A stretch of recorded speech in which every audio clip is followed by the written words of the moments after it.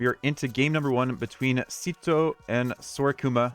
9 villagers start here for the qualifiers of the Garrison. And we have 2 interesting civilizations we don't see all that often in the modern civ balance and on modern open maps. This is Chaos Pit. We have Sitaux in the blue playing as the Celts, and Sora Kuma, teammate of Sitaux on the Taiwanese AoE2 Gamers. I think that's the name of tag. Playing as the Aztecs. Aztecs definitely not the most highly favored civilization anymore. Mobility feels like it's more favored on a lot of maps. The Cav Archer meta.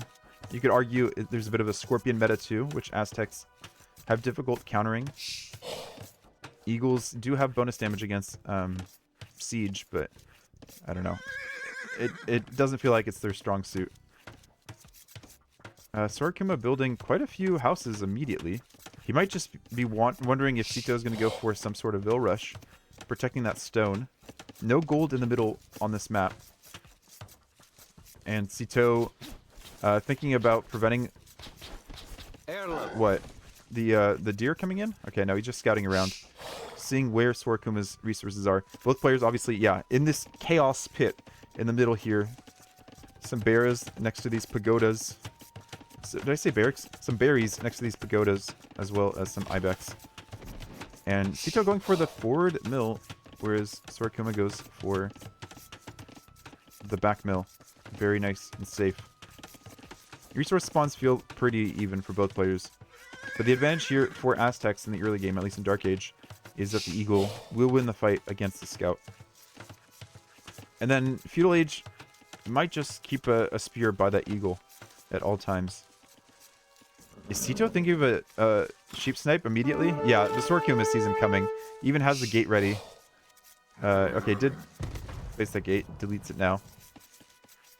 But we have 3 on wood versus 7 on wood. So it feels like Sitaux is just trying to cut out immediately.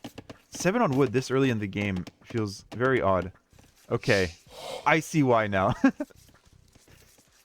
We have a town center drop incoming. That is why Sitaux went for the forward mill. That's why he didn't bother pushing in those sheep earlier. And Sora Kuma almost feels like he knows this is coming. He could potentially deny this town center with the first volley of arrows, but didn't quite get there. And so Sitaux having all of his villagers safe behind on that lumber camp. And meanwhile, Sora Kuma is on the way up to Feudal Age. Going to try to keep those sheep safe. Scout has taken some damage, has to stay away from the Eagle. And might go in for the sheep snipe anyways.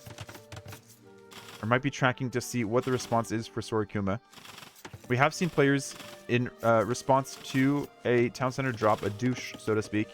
We'll just go up to Feudal Age and make archers. But there is no gold in the middle of the map to make archers with. So you're kind of limited to fight this out or to try to chop through and build your new town center in this more advantageous place. I imagine Sora Kuma has already shift-clicked these villagers to get through. And Sitaux should win this matchup. I wonder if that's why Sitaux also picked Persians in the draft, was just to make sure his opponent wouldn't have it for Chaos Pit for game number 1. What a way to start off your qualifier. Sitaux going for some palisade as well behind. And still collecting food, I imagine? Yeah.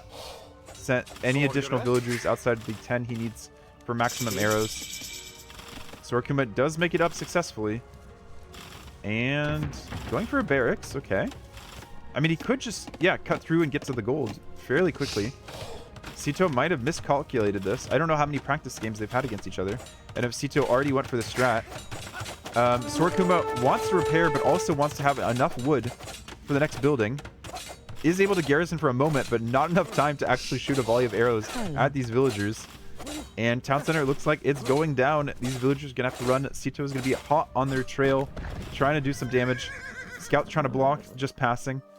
Doesn't have much HP. Villagers on the wood line are not walled in. How much wood do we have left? 7 wood on that tree, if I can click it. Oh no, 22 still. Okay, we got some time. Both players do have loom. So they're going to be having even fights.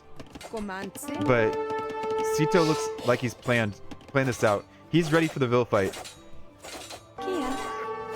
Weak vills being pulled back to the town center that remains for Sitaux.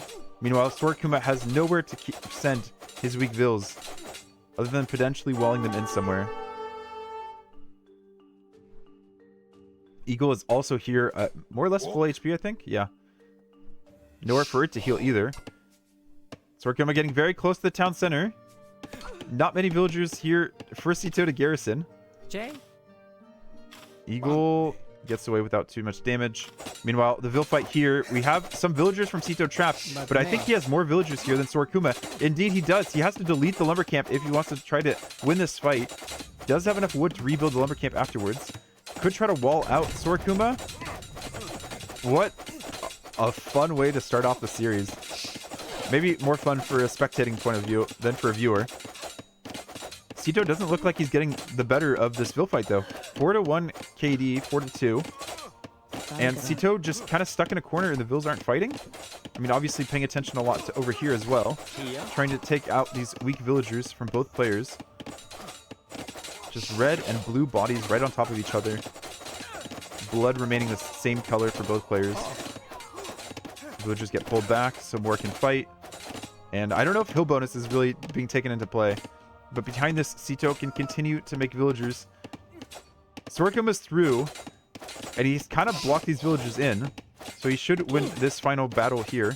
Oh, I don't know. Another villager might go down. Trying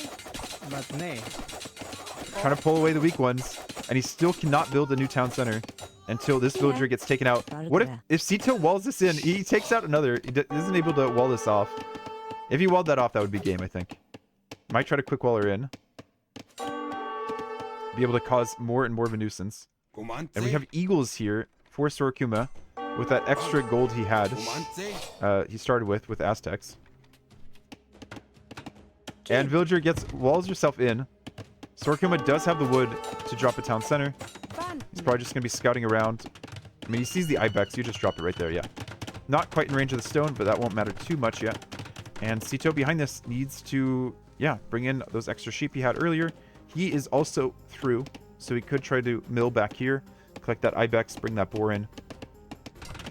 I think we still have a fairly even game here. Sora Kuma will have an opportunity to pressure. And with the two eagles, he can look around, see what's what. I don't know, 22 to 14 vills. Even though Sora Kuma was doing better with Eco KD, just the amount of time that Sitaux was able to delay Sora Kuma to build the town center is actually quite big here. Villager get pulled away out of position. Sora Kuma kind of taking a hill. It looked like he had the hail advantage there, but might not have actually been the case. More villagers being brought over. Of course, a lot of weak villagers for Sitaux. Does have more berries he could take. And we have range for Sora Kuma. Doesn't really have the food for fletching anytime soon. Sheep can't find its way home. There's the blacksmith. Just in case he ever can afford fletching. Could also, you know, be like, hey, I'm behind in villagers. I'll just get fletching. It'll allow me to get a few more kills. Sitaux is on the way up to feudal age. Sora Kuma might be able to catch up, what, 2 or 3 villagers? And we have skirms instead of archers for Sora Kuma, since he just doesn't have the gold. Nice walls here for Sitaux. Might not have had the best micro, but bought him time to get to the outside. Bought him a lot of time where he had the better working town center. He might be a little bit concerned by the score flipping, but that just comes down to the KD and the military count for his opponent. Now we have some archers being produced by Sora Kuma. Gonna keep Sitaux honest.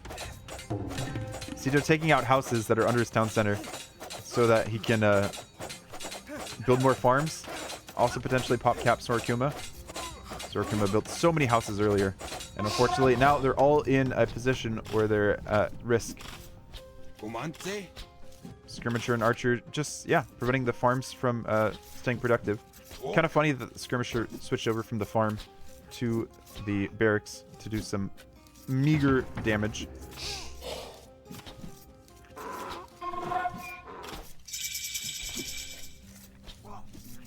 Sitaux up, going for double range. Probably just full skirms. Sora Kuma would really have to invest in the gold. These villagers are like, dude, I don't care. You have no fletching. You do like no damage. Skirm forced to run away, running under the town center for whatever reason. And Sitaux has 2 on gold. It kind of looks like it's just going to be skirm defense into faster castle age time with the additional villagers. But he can't really farm, so maybe he doesn't actually get the faster castle age time. And Sora Kuma sees everything, right? Between the houses and the skirm vision. And the eagles going forward to make sure that Sitaux can't take these berries as well. I guess I should say Sitaux also has pretty good vision, at least on that gold. Sora Kuma behind all this is taking more food. And okay, he didn't get housed. Did he? I don't know. It's hard to tell. Does it really matter at this point in the game either? You've not had your town center for like 2 minutes. But he's not too far behind in villagers. I mean, if you saw someone lose 6 villagers in Dark Age, you'd be like, okay, this is game. But he's only 400 res behind. Obviously, that will grow. But it doesn't look like it's that significant. Sora Kuma can come back to these berries. Starting to forget whose base is whose with all these buildings overlaid on top of each other. And it really feels like it's going to come down to who has the bigger skirm mass. Ooh, skirms almost went under the gate there. I think the eagle would have just sat there and then Sitaux would have been in big, big trouble. It's continuing to put out skirms, but we only have fletching for Sora Kuma skirms, so we can make use of that extra range. Now Sora Kuma getting housed as his houses continue to fall behind, building more houses over here. I definitely like Sora Kuma's food situation a lot better than Sitau's. Sitau's collecting some ibex in the back, completely off gold now. He's collected more than enough to get fletching. He just needs to get the food to keep up villager production and skirm production and afford fletching. And I kind of like how Sora Kuma actually has the hill advantage here, because Sitau's production's in the valley of this chaos pit. Sora Kuma also easily affording additional eagles to fend off the skirmishers. I think Sitaux might want a second layer of walls. And he's doing okay damage against the eagle just because of the number of skirms he has. Villager's going to come in over on this left side to get back to work, because there's not much working space, I guess, around the town center. I mean, he could drop more farms. Is all his wood just going into skirms? 23 on wood, and it's all just going to skirms and an occasional farm. I guess blacksmith back here as well. I don't know if Sora Kuma gets the best trade here, chasing after skirms with just a few units. I think he was better off trying to attack this gate. I guess the new eagles go forward attacking. And he has so many units here, not really helping out that much. Slowly reducing how much vision Sitaux has over his base. Now rest collected, yeah, still about the same difference. I think it's just because Sitaux can't work around his town center. Now going to stone, so might be thinking of additional towers to take map control.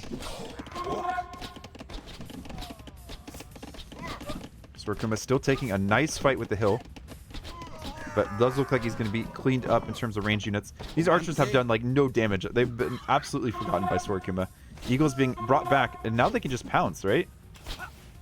Forging on these eagles would do really, really nicely.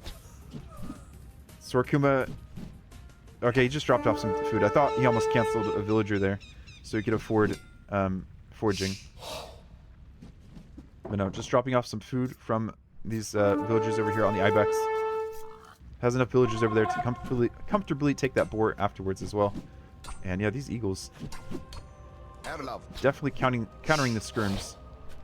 But Sitau's still doing well with the micro, keeping those eagles honest, making sure they pull back. And eagles kind of running out of the town center. Okay, nothing comes of it. Tower's now coming forward. Sitaux sees that. Or sorry, Sora Kuma sees that. Sitaux tries to wall it in a little bit. Gate's not that powerful. Eagles are able to come around. Scrims and archers are kind of out of position here for Sora Kuma on the other side. And Sora Kuma just like, yeah, it's not worth my time. Kind of limits the production of scrims. Sora Kuma going very defensive here. I guess he just doesn't have the scrim numbers, and now the scrims have somewhere to retreat to. Deleting the house so we can take a better fight. Villagers still having trouble pathing. Look at these guys. Just going nowhere. Eagles go in for the villagers. Scrims fighting scrims. Villagers also fighting this tower. And Sora Kuma has the heal advantage. But some of these villagers are just not fighting at all. There we go.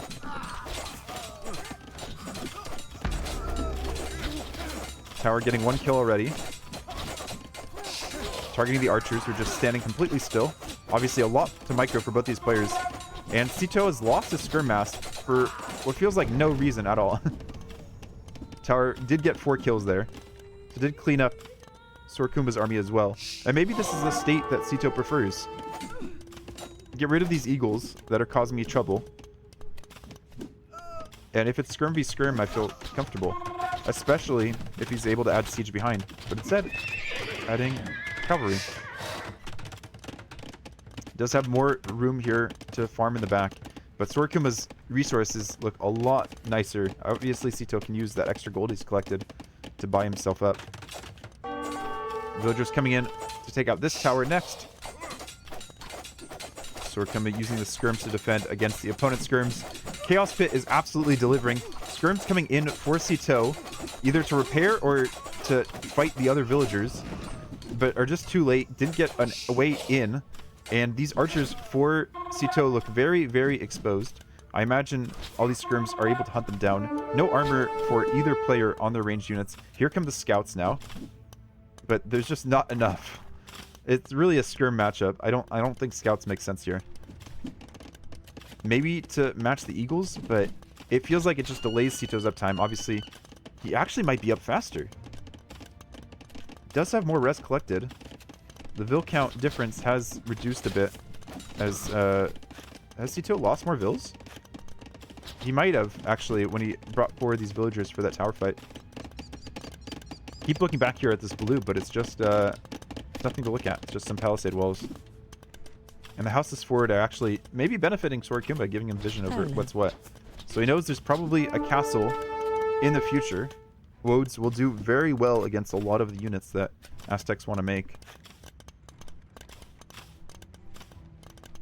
And both players up to Castle Age. Horse Collar coming in for Sora Kuma. He does have the hill, protecting a lot of his economy. And Sitaux has the low ground, which is fair to say is where all the stone is. So you might need to find some way to control that. Almost similar to what are those other maps? Trying to think the word. El Dorado. That's what it is. El Dorado, where all the stone's in the middle. Or maps like Golden Pit, where all the gold's in the middle. And that really becomes a main focus area, focal point for the players to control. Sitau's micro doesn't seem like it's, you know, way better than Sora Kuma's, but his execution, or sorry, his strategy seems like it's been better. Sora Kuma walling up a little bit.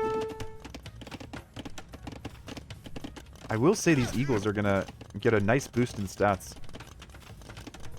It feels like this could be full eagle, but Sitaux is going to have the castle ready. Here's what it comes down to. Castle going down. We need walls around this castle. There they are. And Sora Kuma sees, yeah, okay, my scrims aren't enough to deny that castle. Pulls back. Looks for other opportunities to do damage before the Woad Raiders come out. I would never have guessed Celts on this map. But it really does feel like a great matchup for Celts versus Aztecs. Middle is still open for the most part. And we have our Aztec monks in preparation. Double monastery behind. Eagles still moving forward to find some damage. I think Eagle just took that fight to prevent Sitaux from getting view of those monasteries for a little bit longer. This just feels like a game state that Celts are very, very comfortable with, despite Sora Kuma having the advantage in score at the moment. Does the stone gate hold against these eagles? Eagles do have forging. Sville's very, very low, and she's down. I think eagles are in. What are we going to have? Another stone wall behind? Stone gate? Sitau's clicking. He's clicking. These gates do have a little bit more armor, I believe, before they're fully made. Eagles kind of go out of position. I think the town center is up in time, but you can only fit so many villagers in that town center. Woad Raiders stopped. Maybe think of armor first. More gates. Eagles just go under the town center. Another gate just in time. Continue to wrap around. Sitau does have enough stone. We need another gate. We have another gate. The eagles are trapped. And Sitau's not done. Sitau's not done. Doesn't really have a range unit other than the town center to deal with the woad or with the eagles. It's funny that the skirms actually found their way in and the eagles are trapped.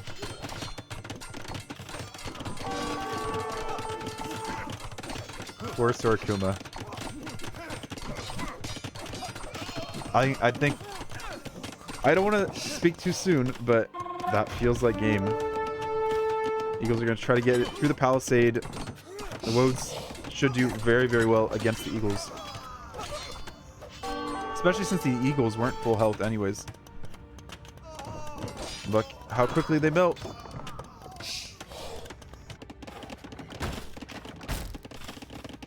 And I guess Sora Kuma can now just rely on Aztec monks and potentially siege in defense. He's getting sanctity now. Give those monks, what would that be, an extra 15 HP? They're at 40 now? 30, okay. I can't remember exactly how much monks get from sanctity. 50, okay. 20 boost, that's pretty solid. And it'll just be booming behind. We'll want to continue to have good vision on the map.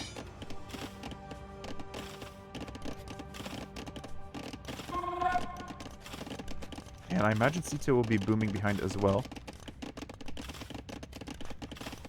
Redemption coming in, just in case there's additional siege from Sitau. He's continuing to make rams, which will be very difficult to convert. Knight gets some vision and gets sacrificed.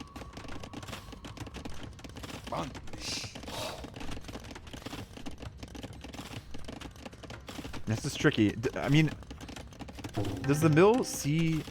I don't know if the mill sees the battering rams, or if Sora Kuma knows what's going next. I think in this situation, you expect that your opponent is just going to be booming. Celt boom is really solid. Monks are actually going out of position to try to get some counter damage. And I don't know if he sees the rams yet. I imagine if he saw the rams, he wouldn't be going forward. There go the rams. Choo-choo. Sitau's ready for a second castle. Doesn't actually have all the stone. He only has... Okay, there he goes. He had a little bit more stone ready. Rams move forward. Castle behind. Meanwhile, monks collecting a relic. Not really that worthwhile. 2 relics here aren't going to be enough to defend this.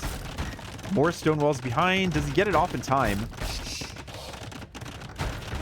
Tap, tap, tap, tap, tap. Okay, he does get the stone walls in time, but again, you need a mangonel behind or something. We have the siege workshop, but no, we haven't queued up the mangonel yet. Deleting farms, pulling villagers back. He is in. He is in, folks. The choo-choo train has arrived to the station. Okay. We have the castle behind. Hastily purchased. Could make jaguars in defense. Jaguar warriors, that is. Not the actual animal. And while these villagers are here, I don't know if the ram can actually reach the castle. And once these woads are out and exposed, they can be converted. Monks going for the rams to try to convert them. But yeah, woads just come out, slaughter the villagers. But you are able to charge up your conversion, so he does get one woad converted. But these rams still up. And this is going to be the second town center Sora Kuma is going to lose this match. First one to the town center drop, second one to the Celt siege. Meanwhile, does have eagles moving around, looking for relics to collect. Just gives them general map control in this outside area, but this is really the only stone. I didn't actually realize there was stone outside. I'm just blind. I said there was only stone in the middle earlier. That was incorrect.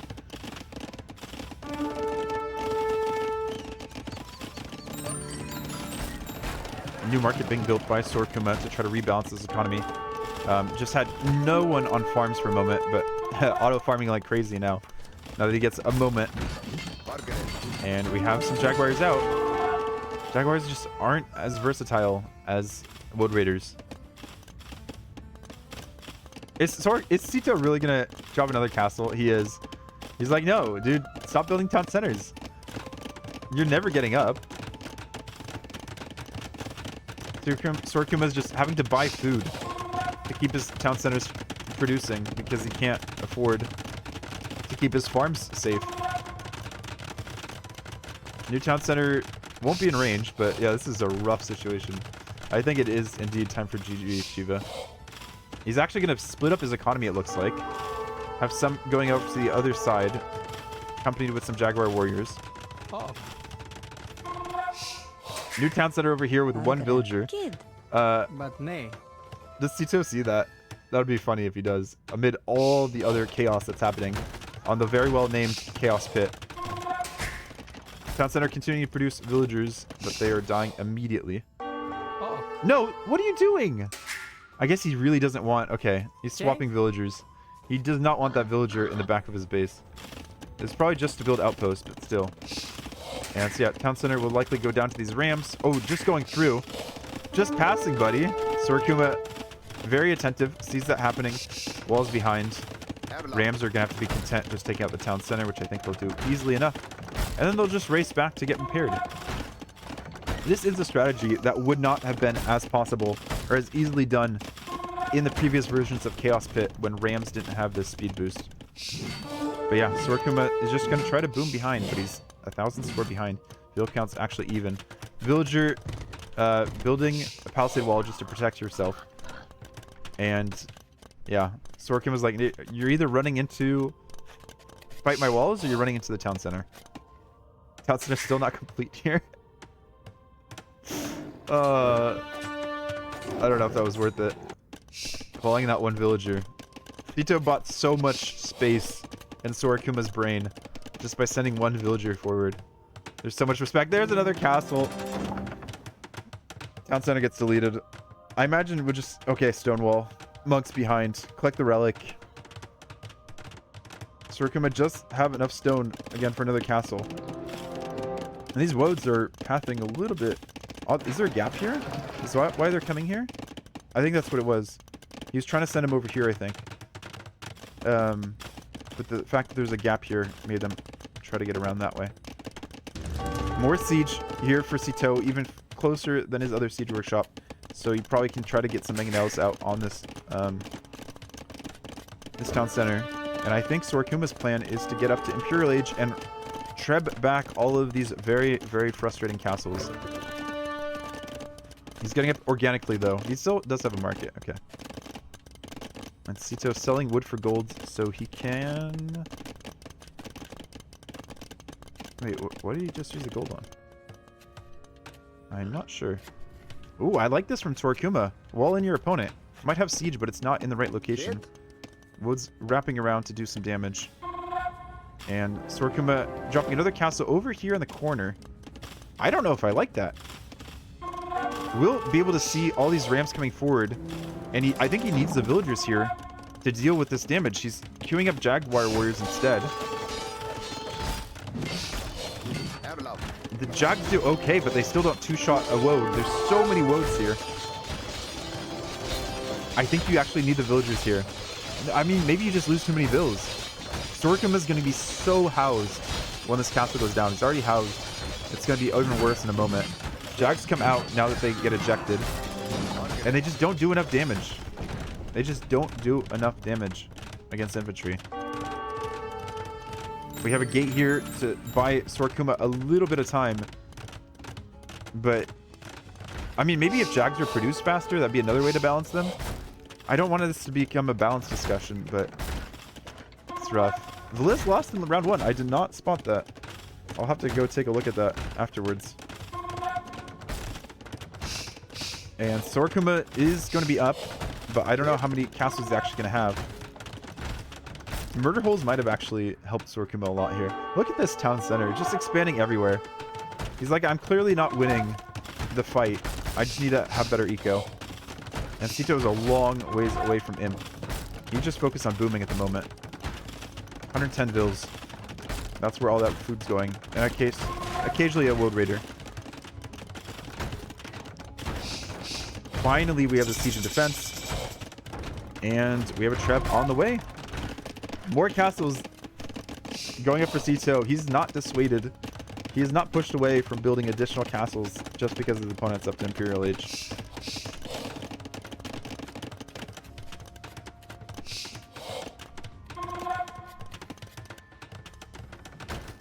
Yeah, he's like, he probably thinks that Sora Kuma is actually stuck in a corner. But Sora Kuma is actually going to have quite a bit of the map. And he's been smart about building farms where the castles can't range. Like, he didn't build any farms around this PC. He knows what Sitaux is going for. But Sitaux should be able to click up behind this pretty quickly. And Wodes, what are the Wodes thinking about? Thinking about doing some damage on this other side of the map. Going around the ruins. And we'll see that there's a castle up here. I really like these walls here to kind of... It's almost like an airlock, right? He's trying to limit the amount of damage that can be done. And he could actually wall all these Wodes in. He's going to repay the favor that Sitaux did earlier. And wall in these Wodes under the castle, fighting the Jaguars.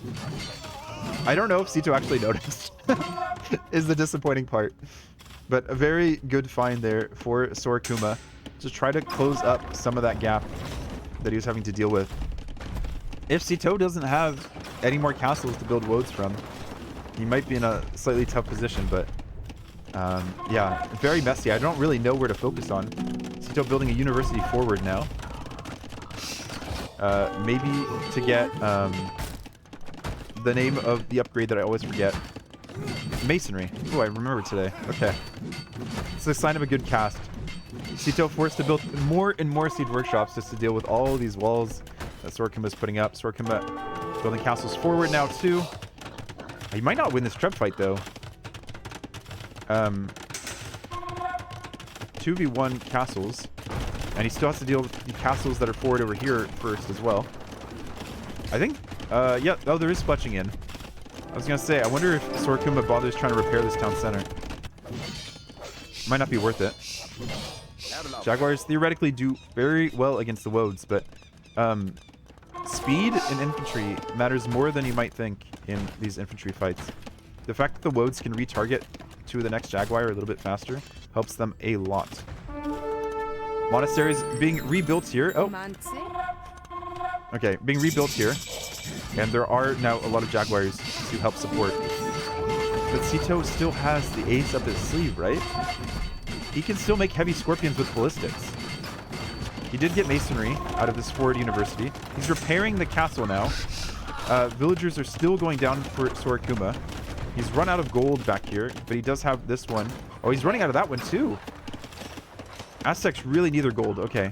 You can reposition over to this left side. Might be the battleground soon to come.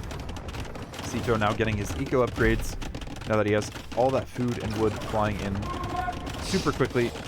But he might be a little bit low on stone. He is. He has 12 on stone, but trying to repair this castle downhill from these trebuchets is costing him a lot. Jaguars are here, have already taken out, next to the trebuchets, have already taken out a tower, being pulled back. He is paying attention to them. The Wodes think about engaging, but don't have any armor yet. Does get one conversion before the armor comes in. And this Treb fight. Oh, Sitaux has the Trebs around. Okay, now he uses them. And yeah, same thing with Sora Kuma. Both players have to... I guess actually, with the new mechanic of being able to shift-click the task point, the ungarrison point, you can actually shift-click back and then towards the castle again. I'm just thinking about that now that I'm casting. But Aztec castles are very weak against the castles with masonry. I imagine both castles actually go down. It's just that Sitaux has one in the bank behind. And there we have Heavy Scorpion coming in from the Siege Workshop. And Aztecs have almost no response to that. I guess they do have Onager. But it feels like Scorpions just do so well still. Jags are getting quite a few kills here. It's just there's no resources left in this middle area. And they've kind of left the Trevs exposed. We have 11 Heavy Scorpions in the queue. Am I seeing that right? Yeah, all the Siege Workshops making Heavy Scorpions. Trevs are just taking out all of the town centers for Sora Kuma. They're just fighting all over the place. There's actually a hole here for the Woad Raiders to find their way in. Will Sora Kuma see that in time? Goes for the monk as well before the Trevs. Sitaux playing very, very smart. Heavy Scorpion being deleted before it gets converted. Sitau's paying attention to everything. Okay. Heavy Scorpions are being converted. Sitaux did get devotion earlier.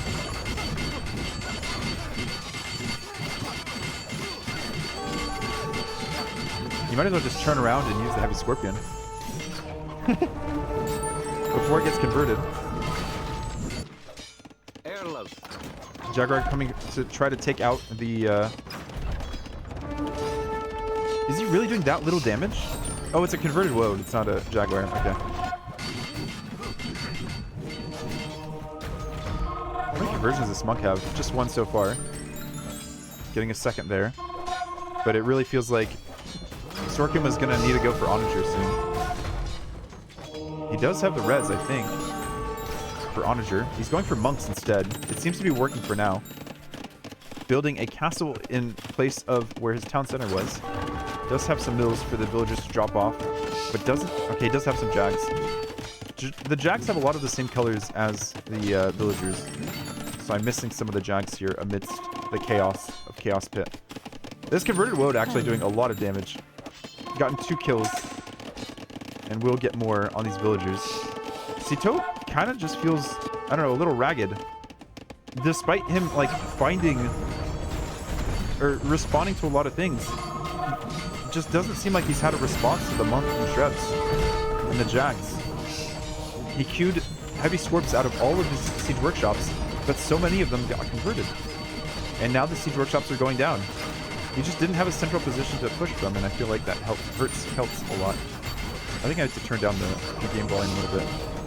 Having to shout to hear over all these Jaguar warriors hitting things with their obsidian maces. This has turned into a clown match, as if it wasn't already. Infantry take the hits from the Scorpions, and monks get the conversions behind. The Scorpion's doing, what, like 15 damage to a monk? So you really need a lot of hits. And the way the monks just kind of scatter when they're getting conversions, they don't like block up that much. It makes it very difficult for the Scorpions to do too much damage. And Sora Kuma has the score lead. Never would have thought. Never would have thought. What a wonderful way to start the game. Sitaux trying to go for the castle snipe. Seems like he's going a little bit desperate now. Does have a very nice castle. I love this castle, splitting up the outer ring here. And he's collecting more gold behind. He's going to have more Scorpions behind. This is what he needed. He needed to reposition himself behind. I don't think he can afford the tech that prevents his units from being converted. Whose name I forget. I think it's Heresy? Maybe. He almost needs... I don't know what he needs, actually. A range unit that isn't Scorpion? That doesn't get converted as easily? I mean, he should have enough Scorpions here. Yeah, the Jags can't stay in front of the monks.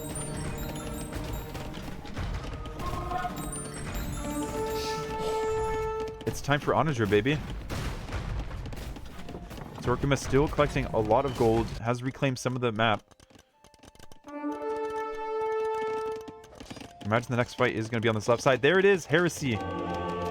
There will be no counter to these Scorpions very soon. Sora Kuma is going to need to find a new unit.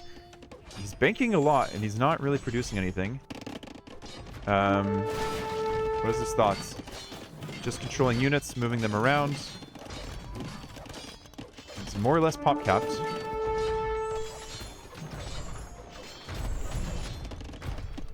Trying to take out the castle on the right side. Getting all his eco techs now. Okay. Finally has a moment to breathe in what's been a very hectic game, but has no answer to the heavy scorps yet. It really feels like Onager is the answer. Look at all the Jags going down. I think we have... Oh, we don't have ballistics in either yet for Sitaux. I don't even know if he needs ballistics with how many bolts are firing across the field and how slow all these units are. Heresy is showing up now. I don't know if Sora Kuma has fully realized what's happened here. That those scorpions have gone down because of the conversions.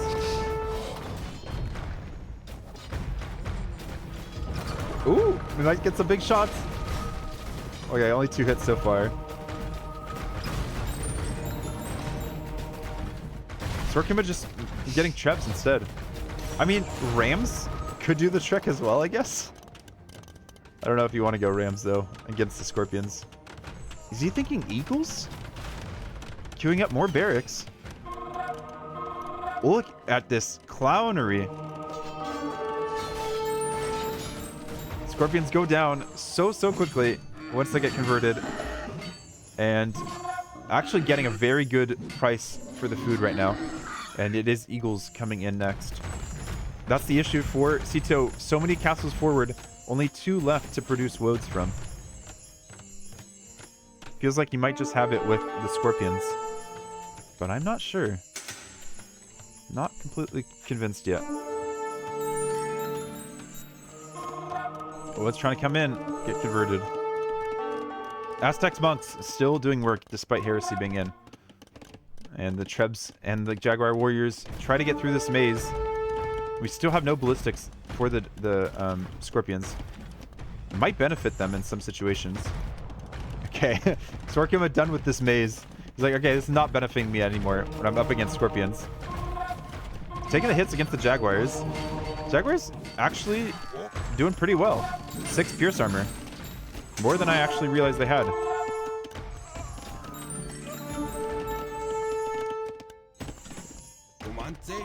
And Treb is there. I don't know. You obviously have to pay a lot of attention here to get those conversions on the Scorpions, to make sure your Jags don't go into the castle fire, and obviously pay attention to everything else at the same time. Eagles are going forward. I really want to see how these Eagles do against the Scorpions. Monks are there to kind of heal as well. And the Scorpions still have no ballistics, but they are getting Siege Engineers now to do a bit of damage. This is what you do. Sitaux knows. Just send your Vills forward, dude. You have more Vills than you need. 160 Vills. I don't know if he's got Sappers. I don't know if Celts even get Sappers.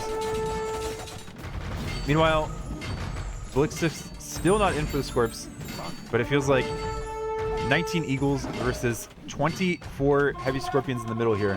Should do the trick. Sitau's trying to quickly wall behind. Does see the gap between the gates. Eagles are sent further back. And the Trebs have gone down thanks to the villagers. Sitaux still has enough stone to repair the castle. Could build a new one as well. And now we're getting Garland Wars. So if the Eagles can get in on the Scorpions, they could do a bit more damage. Quite a bit more damage. I don't think this castle stays up though. We have the plan of sending the villager forward, but Sitaux missing some crucial techs, it feels like. Let me see if Celts even get Sappers. They do. Sappers and ballistics would help them out a lot. Trying to send the Scorpions forward. I don't like separating the Scorpions out here like this. Some back to chase, some forward to do some damage. Let's see how the Eagles do. Ooh, we have a little bit of a choke point here for the Scorpions, but they have minimum range. And it looks like Sitaux... Okay, he notices now. But yeah, too close. Sitaux really feels like he's on the back foot, forcing up a town center to deal with the Eagle raids. Just too much to wall now. There's too many gaps at this point in the game. Down to 114 villagers. Maybe I misread earlier that I thought it was at 160. Maybe that was just his pop. But Sora Kuma was also completely off gold. Has this little bit here remaining. Forced to sell food and wood if he wants to continue producing eagles. Any mess with Civ in late game with no gold is very rough. And usually, Aztecs would be relying on relics. But all those relics... Okay, most of those relics were stolen. And where is Sitaux hiding them? Oh wait, no. Sora Kuma does have 4 relics. He was able to get them back. Okay.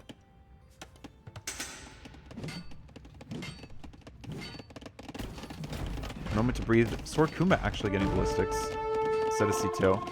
But still no onager, which seems like it would be the obvious play. Maybe it just feels it's a little bit too slow. These trebs back here are hilarious to me. More trebs rolling forward. And these same Jaguar warriors here to protect. We do have a few more woads though, and I think the woads take this fight.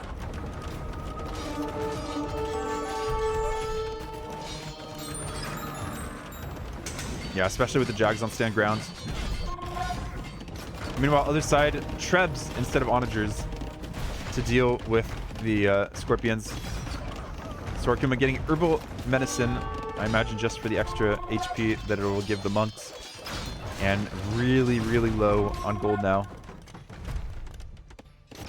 Maybe not realizing that he still has 24 gold there. Okay, it doesn't really make the biggest difference. Meanwhile, Sitaux could rely on pikes instead of... I guess both players could rely on pikes. Pike skirm. But it feels like we'll have some issues. The Aztecs will still have issues dealing with the low gold situation. And dealing with the siege that Celts will still be able to produce with low gold. Now, finally, we're getting ballistics from Sitaux. I never thought this game would go late game after that crazy start we had. Both players are going to try to keep their build counts fairly high, but neither of them can seem to keep their eco up. So you just focus on so many different things going on. I think the big thing here for Sitaux is actually having some unit to help with the Scorpions. To clear up these monks. But Sitaux could, of course, use far more farms than he has right now.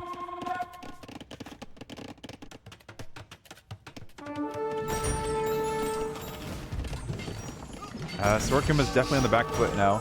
Getting Atonement. I don't know if you spend your gold on Atonement just to give these monks a bit more HP. I guess keeping the monks around, yeah, he knows the relics are his lifeblood right now. And that's why Sitaux is targeting these monasteries.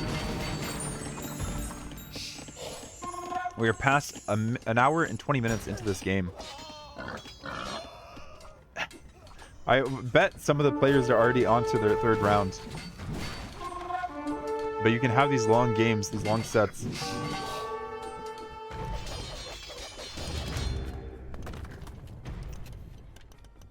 I guess Onager wouldn't really work with these open map, or the open spaces, given that your opponent can make Wood Raiders, which are designed to be able to snipe your opponent's siege.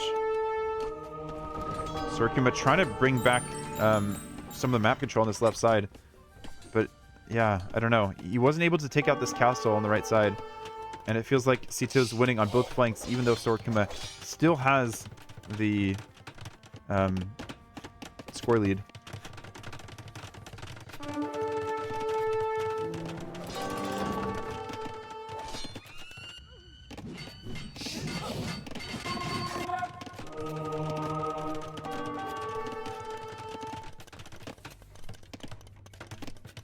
Monks getting very close and comfortable with these Road Raiders. A little bit out of position. You can tell Sora Kuma is focusing on a lot of things at once. And here come the Scorpions as well. Monks will try to get conversions on those Scorpions. But that's a lot of clicks you got to make. He's only made 1 click so far. Okay, he knows that Sitaux respects the Monks. We'll back up a little bit. Meanwhile, we have Jaguars now getting Elite Jag. I don't know how much that helps the Jaguars. No extra Pierce Armor. I imagine it's just a bit more HP. And we do have some Eagles actually back here. to try to raid some of the economy. This outpost still up at 20 HP. Okay, Sitaux pushed back a little bit. He knows he has to keep these scorpions alive, and he has only one relic bringing him in golden now. I wonder if skirms are the response after that. It's tricky.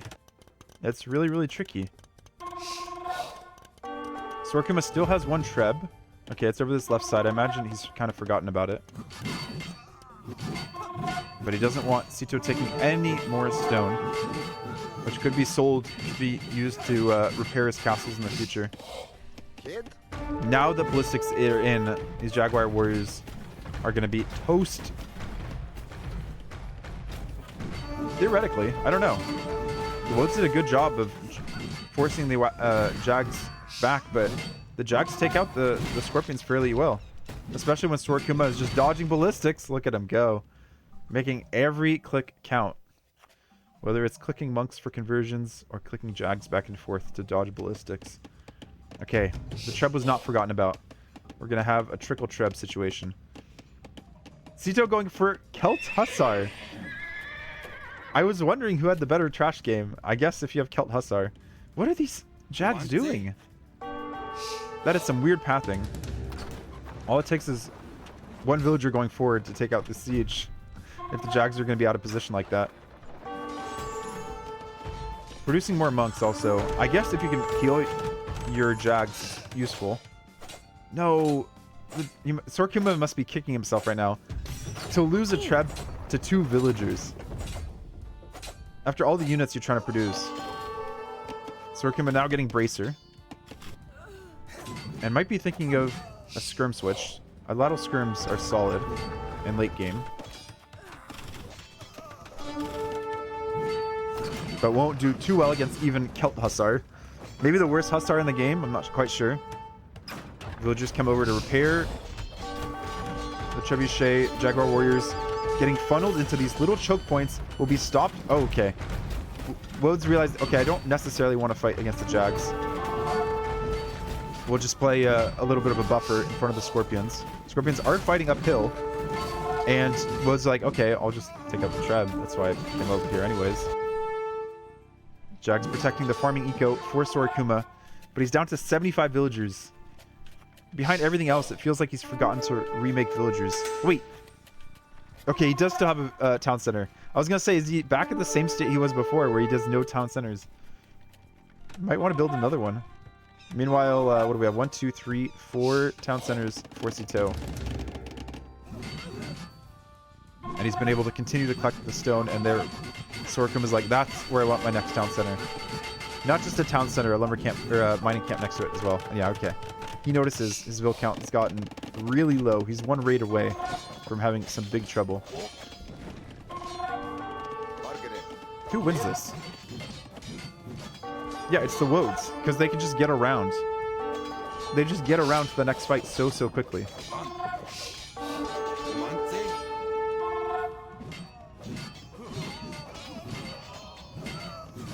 I guess once you get enough Jags there, that they can take the fight very quickly. They do well.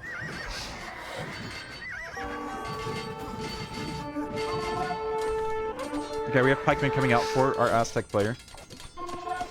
And Sitaux calls the GG. He just didn't take the relics early. And he can't produce any military anymore. What a game. I feel like this society score is going to be all over the place, yeah. Sitaux gaining a big lead here. But then going into Cav, where I don't think it really helped him. I think it was just a skirm fight there. But maybe worried about the Eagle Mass. That was potentially going to happen. And then not able to use the Scorpions very well. Because the Jags just have enough Pierce Armor, I guess. Fairly even Eco KD. How many conversions did we have? 69. Nice.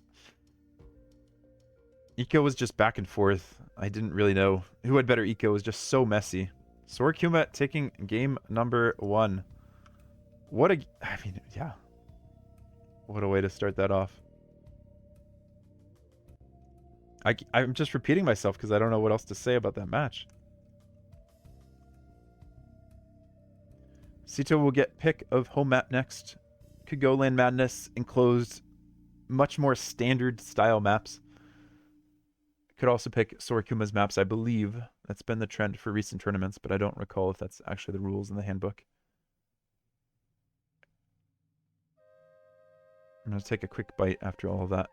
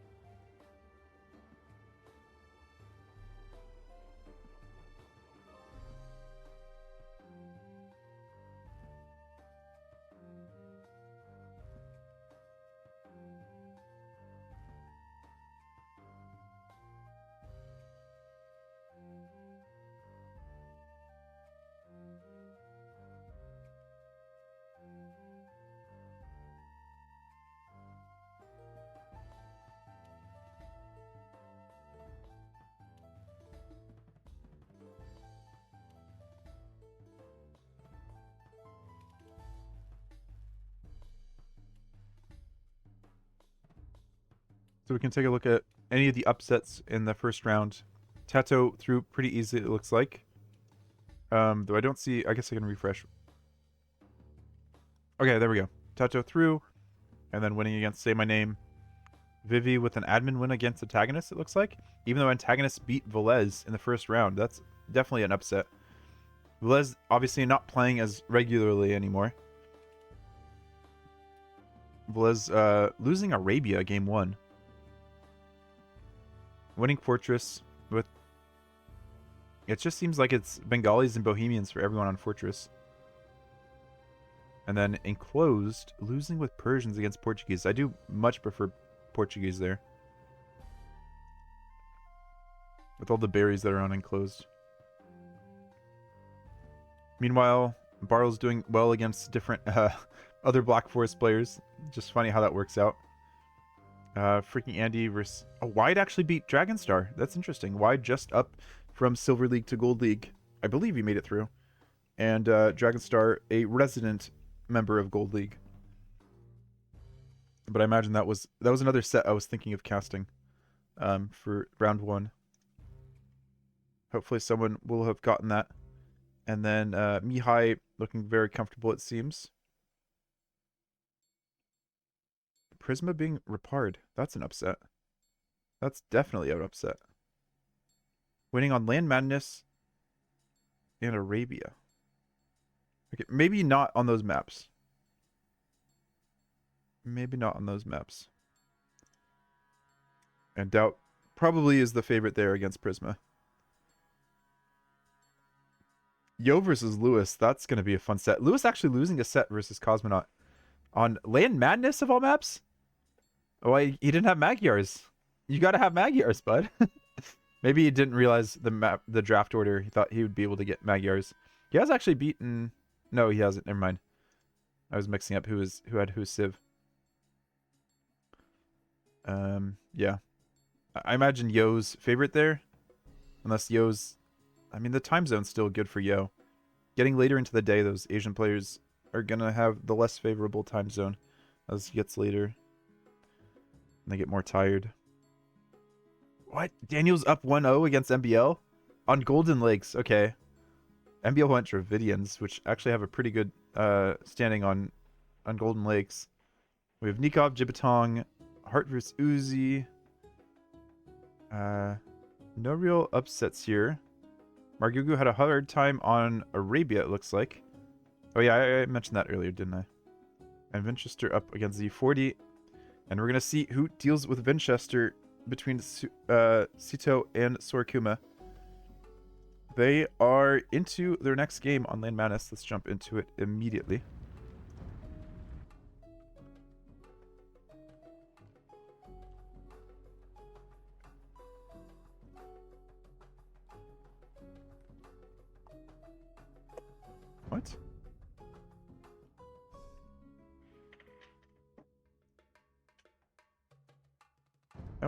Okay, I'm just gonna restart my game real quick. Issue getting access to the game. Maybe they had a restart, but I don't think that's the case.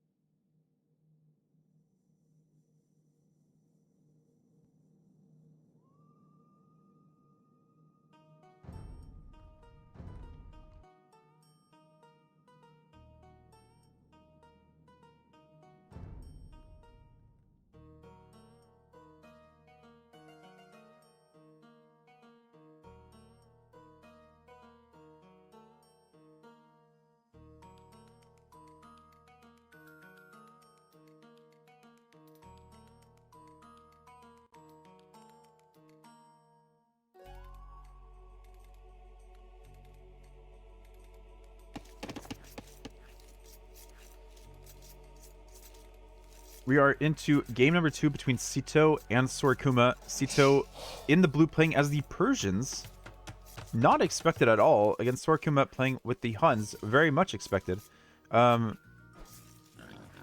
Sora Kuma just scouting around for Woodline first. I was wondering why he went for the straggler, but that's just because you're starting with 9 villagers, and you want to get them to work as soon as possible.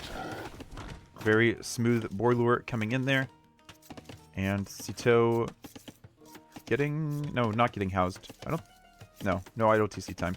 He's on top of it with the 9 villager start. I would say he has a little bit more tournament experience with these 9 villager starts than Sora Kuma. But I can't remember if he made it into Warlords or not. And he wasn't at NAC. Maybe in the qualifiers. They probably played equal amounts of qualifiers. I guess Sitaux gets a little bit further into the qualifiers, so I could arguably give him a bit more experience in these 9 villager starts. Hard to say. But yeah, players just pushing in as many deer and ibex as they can. And this is one of those maps where I was thinking, oh, maybe if someone watched one of Red Phosphorus videos, they'd be pushing in 2 deer at once since there's so many deer on the map. And berries for both players. Okay, actually looking a lot better for Sitaux, or sorry, for Sora Kuma. Sitau's berries are quite forward. You know, these are off to the side for Sora Kuma. Map in the back looks kind of interesting, actually. Sora Kuma could wrap around with some units to do some damage to this back area, where Sitaux might think he's safe, but just the fact that you can't wall on this stone terrain can make it a little bit difficult. Sitaux already going out for the mill.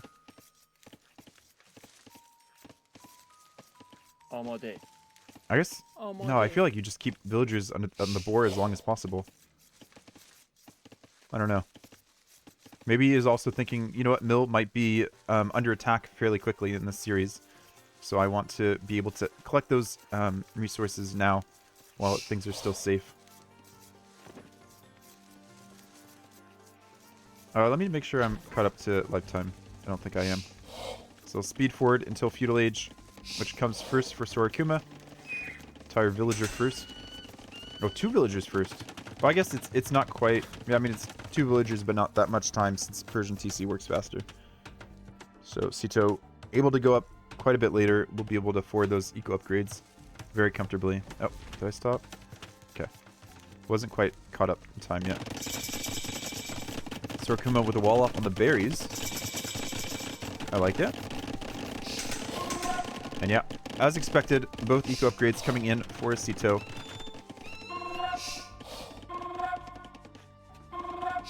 We'll do a slight fast forward, but not a full fast forward. just until we get caught up to lifetime.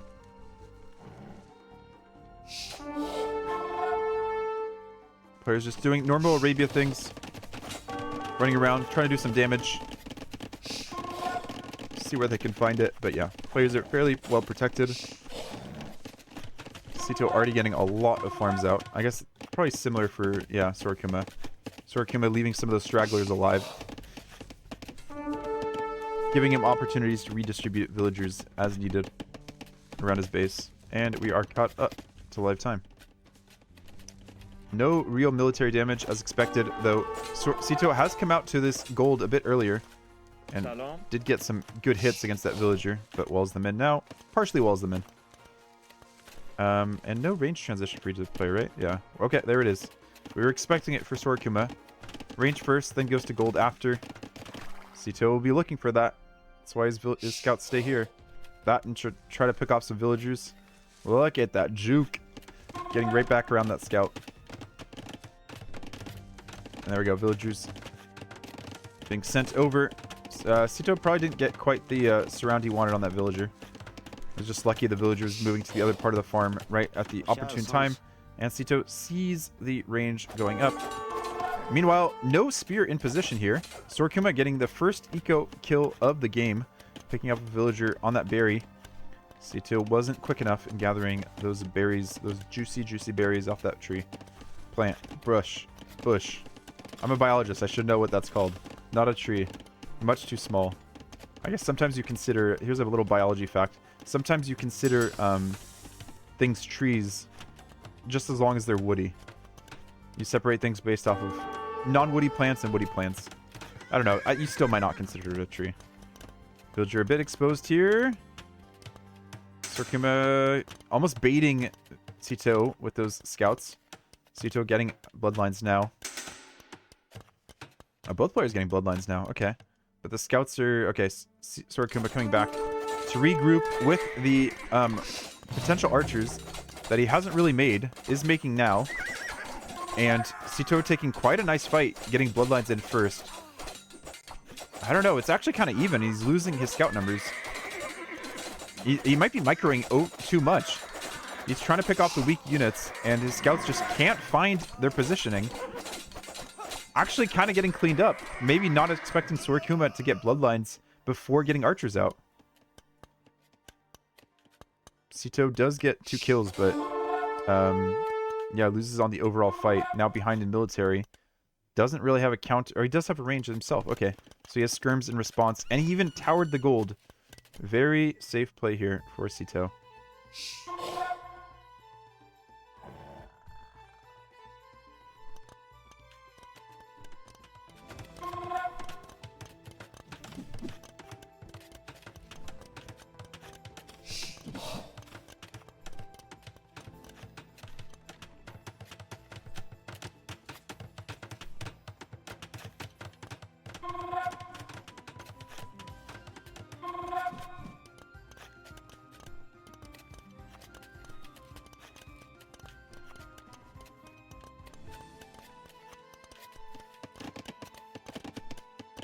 Sitaux now getting forging. Probably would have wanted that for the fight earlier, but opted for bloodlines instead. And it feels like Sora Kuma is going to be the first one up to Castle Age, as Sitaux instead has to focus on building back up his military so that he stands a chance being competitive in these fights. But still not taking a good fight. I don't know why he took that fight so early. I guess he's trying to snipe the spears a little bit. But the scouts are still here.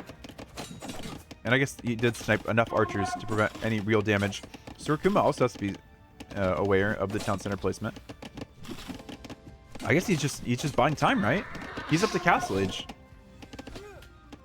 Sora Kuma, a player who was unsuccessful to make it out of Silver League, is doing very well against a player who's been in Platinum League for many seasons now.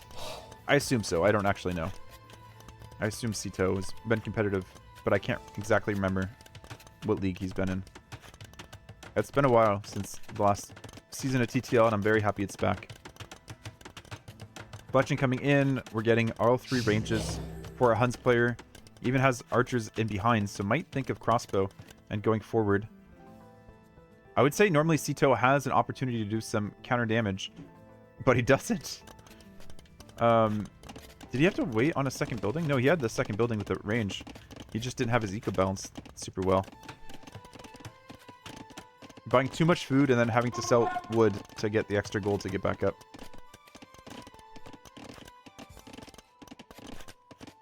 This is still best of 5. So Sitaux has many chances to get back into this. I think Sora Kuma abandons the gold mine until he gets up. Well, I don't know, actually. If it's just skirms, and if he can just... He's found a good position here, actually. Unless the archer range... Okay, the archers aren't getting too stuck here. I was going to say, if the archers get stuck in between the villagers and the mining camp, then they might not have the opportunity to micro. And Sitaux just deciding to pull back, and still... He gets up to Castle Age himself. Immediate university here for Sora Kuma. He's ready to put on the pressure. He's feeling confident that he can keep up this momentum. Scouts. Yeah, I don't know why Sitaux pulled back then and then didn't pull back. It doesn't look like a good fight here. People have said scout plus skirm is better than scout plus archer, but when your archers already have bodkin and are just mopping up every single unit, really Sitaux here is buying time for himself so he can get up to Castle Age without taking any more eco damage beyond the villager he lost earlier. And scouts are wrapping around seeing if they can do damage now that they're more or less fully upgraded. But he's getting light cav for them, so he doesn't want to completely lose them. Sora Kuma a little bit out of place, sending units forward and trying to defend at home. So yeah, Sitaux doing a good job of evening out the eco KD a little bit. They're actually expanding it, I should say. But here come the cav archers forward. There should be enough knights here in defense. Crossbow was not an upgrade that Sora Kuma could afford at that point in the game. And more villagers going down, it looks like. Potentially. Yep, one more going down. 5-1. And the light cav are just so tanky. Getting that second armor means that these cav archers aren't able to do that much damage. There is ballistics in. Meanwhile, over here, archers being pulled back. Persians, of course, getting that bonus damage against archers is also helping, which makes more sense for why Sora Kuma is not deciding on the crossbow upgrade. It just wasn't going to give him that much of an advantage unless his opponent was really, really far back to Castle Age. And so yeah, Sitaux actually comes out of the later Castle Age time ahead. Just because Sora Kuma couldn't really do the damage he wanted to. A little bit low on gold. Now getting the gold mining upgrade to make up for that. And there's a big hole in his wood line. Does Sitaux see that? Sitaux clicks in, right? Sora Kuma blocks it in time. Of course, these light cav are weak from earlier. And what's the response here from Sitaux? He might be ahead now, but I feel like he might need something in response to the cavalry archer mass coming across. Unless he's just gonna try to take out this gold. That's his response. The fact that the gold is so exposed is... Oh! Knights are in! Too much micro up front. Sitau's not responding, but I think Sitau's going to get more than enough in return here as the knights get in on the wood line. This is, again, another tight match. But I feel like both players are kind of making unforced errors. Maybe just feeling it after that first game. Not enough room under the town center. More and more villagers going down. 22-5, 23-5 equal KD. It's rough. And yeah, that market is sorely needed for Sora Kuma. He's floating a lot of food that he doesn't know what to do with.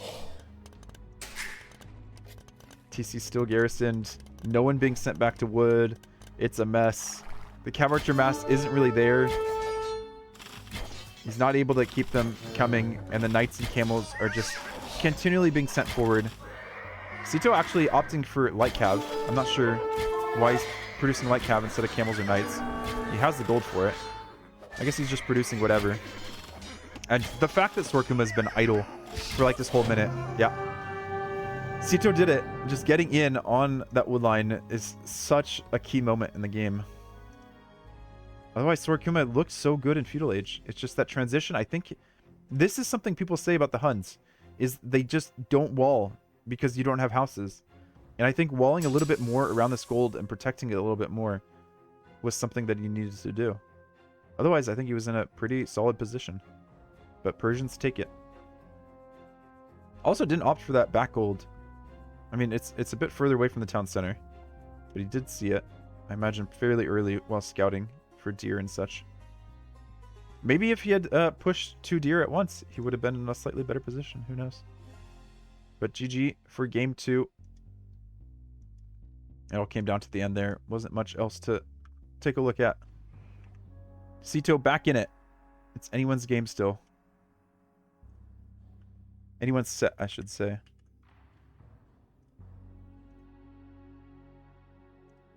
They are already starting game 3. That's what I love to see. And it's going to be one of Sora Kuma's home maps. It will be Migration. We kind of guessed what civs they would pick already, with Italians and Dravidians being picked very early in the draft process.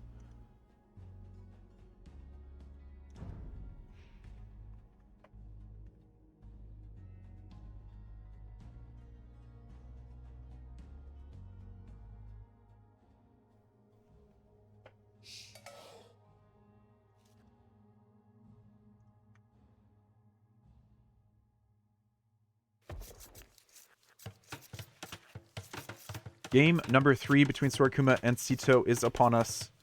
Sora Kuma playing the red, Italians, Sitaux blue, Dravidians. I prefer Dravidians in these matchups. Just the extra wood savings you get from building docks instead of houses. And, what else? The extra 200 wood that you get upon reaching the next stage. Very helpful. 9 villager start does change up the build order a little bit. And Sitaux might try to be greedy. No, he knows that he can't quite afford the dock before he builds that 3rd house. When I was testing the map out earlier, I was wondering if Dravidians were able to get that dock out before they need that 3rd house, but nope. Can't quite afford it, but obviously will help Sitaux in the future. Not needing to build that 4th house quite as early. Sitau's deer are in a very awkward position. Okay. Moved away from that wood line a little bit. Sometimes the deer can be stuck along the edge of the map. And you can see Sora Kuma having a rough time with his deer as well. Accidentally pushed it in between that wood line and the gold. Yeah, we'll need to start collecting from a water buffalo instead. And any extra villagers are being sent to the wood line to produce docks, to produce houses, to produce fishing ships. That's where most of the food economy comes in from migration. First fishing ship on the way for both players. Sitaux probably just a tad ahead. And Sora Kuma is going to have to be very careful not to get housed. Okay, there we go. He's on top of it. Both players just sending 1 villager out onto the shorefish, which indicates to me that it's going to be a fast castle approach for both players. In our first set of the day, we saw, or that was between Ozone and Lucho, we saw Ozone go for a no market approach to migration. Instead going for the blacksmith at home and stable in the middle island. Which was successful up to a point. But the build order, it wasn't super clean after that. He didn't quite have the food, I think, to... Or no, he did have a lot of scouts. It's just they were a little bit late. They didn't... Yeah, Lucho was able to succeed. And keeping his vills alive as he transported over. Second dock going up for Sitaux. And the rest collected a little bit ahead for Sora Kuma. That's within the range of tolerance of just, you know, random chance of when the villagers drop off their food. Guess not technically random, but the error margin, I should say. And second lumber camp for Sora Kuma. Sitau's going for that second cut lumber camp now. Yeah, builds look pretty solid for both players so far. 0 idle TC time.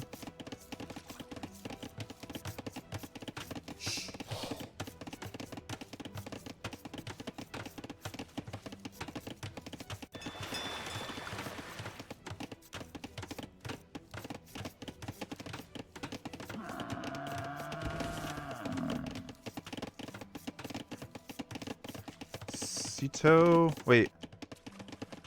No. 6.5 minutes. I don't really know the uptimes for a 9 villager start.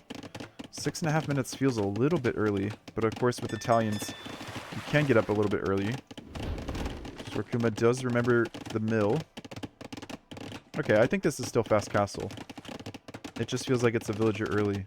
And he's also not going out to gold yet. And he hasn't taken the last water buffalo. Okay, now going out to gold.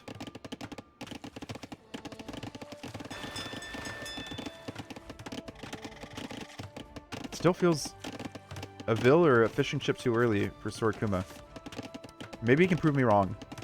Maybe he has this build order mapped. It is his home map, right? So you'd think he's got this, yeah, locked down.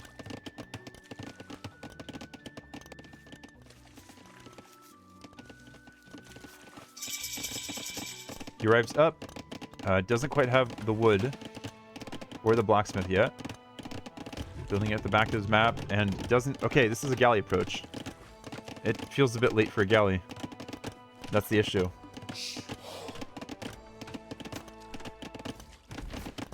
It doesn't feel like galley approach works on this map. Because Sitaux is going to be up before the galleys even arrive to his opponent. Or, yeah, before the galleys arrive to his fish. You'll be able to click and make fires as he advances to Castle Age.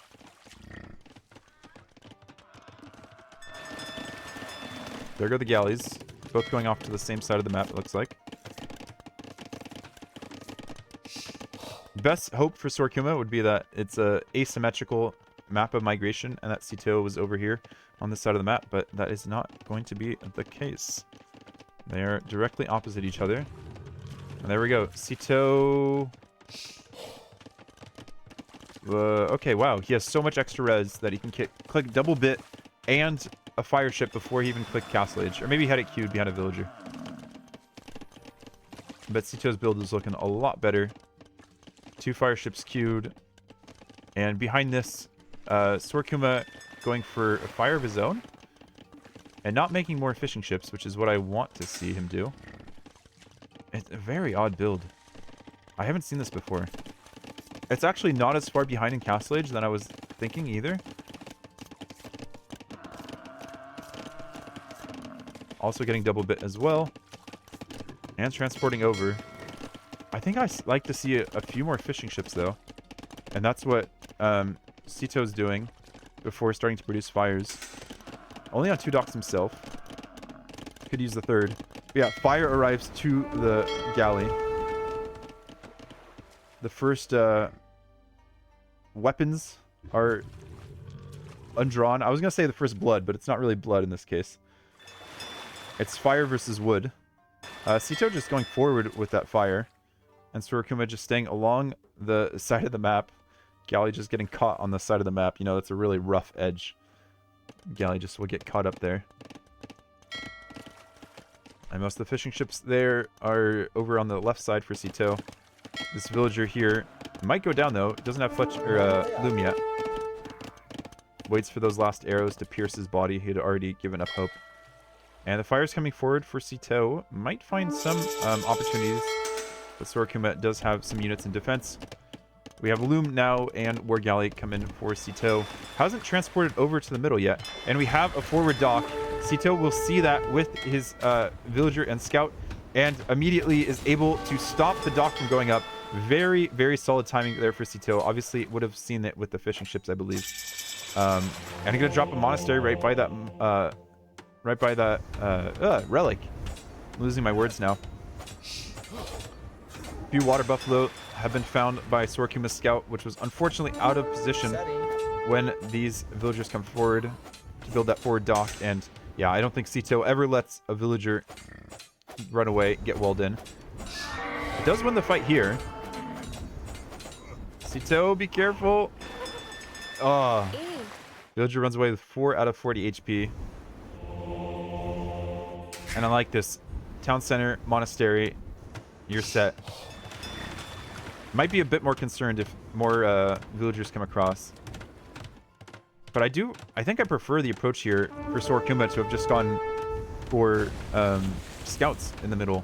instead of trying to go for the forward dock. I don't know, maybe if he did forward dock over here, where his galleys had explored, and he would know what was up. Sitaux know that fire was over there?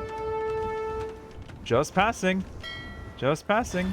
Okay, now he must have gotten some damage against the villager. And that's what Sitaux is trying to find over here. Back to the action. So far, it's in Sitau's favor, both on land and on sea.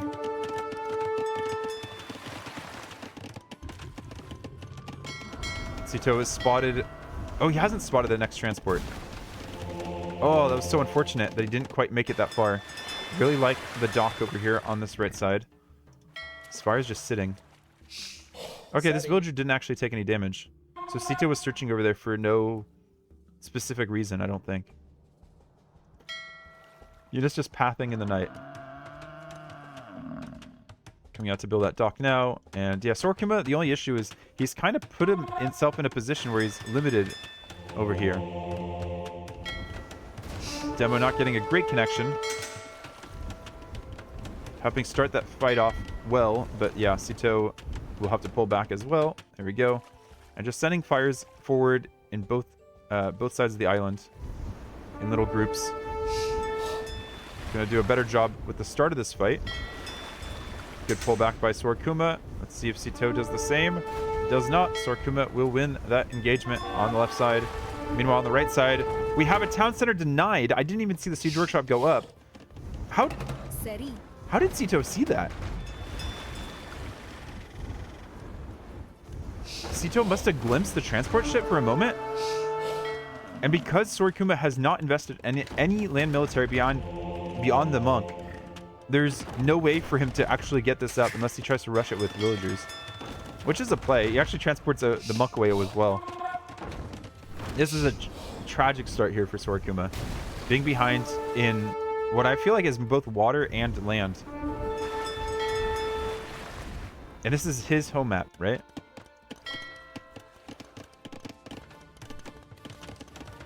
Forced to bring his fish over to the other side. Transport has arrived, but there's only so many clicks available. We have a monk here who was never able to collect that relic for Sora Kuma. And looks like the fires are going to take out that monastery. Demo gets wasted on the dock. Now we might get a nice demo connection, but Sitaux knows how to do demos. Okay. We get one fire converted. Monk goes down. Probably the best that Monk could have been expected to do. And transport ship comes back over to collect more villagers to send over. But not looking too pretty for Sora Kuma. Behind by 10 villagers already. And that doesn't even mention the 4 fishing ships he's down. Sitaux is forced to back up a little bit in terms of fires. Has monks of his own to convert fires now as well. And it looks like Sora Kuma is just ready to pull the fires out of position. Sitaux was sending fires over to both sides of the map, but seems to be focused on just sending him off onto the one side now. Isn't on stone yet. Either... Okay, Sora Kuma going onto stone now. Because castles do determine a lot of this map and how it plays out. Fire might need to be deleted there. Ooh, actually sails away into... I keep saying into the night. Sails away peacefully. Monk scouting over to the other side of the map, knowing that Sora Kuma must have expanded somewhere. Just needs to find where. We'll see that town center going up now. Actually could have stopped that for a second if he was there a little bit earlier. Only one villager there at the time. Oh my, castle. Sitaux wasn't on stone at home, but he was at stone with this town center, sending all the boys. He's like, no, dude, you're not on this island. You had your TC denied, your forward dock denied, you had your TC denied. This is my island. That feels too far forward, though. Especially if that one villager... Okay, one villager isn't going to be building it. That feels a lot better. Especially when you see the siege workshop's already up. And you have nothing to convert any ram that... I guess you could... You already have siege behind. Never mind.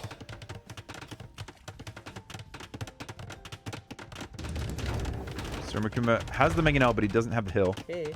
Villagers running away. Sitaux already has Imp.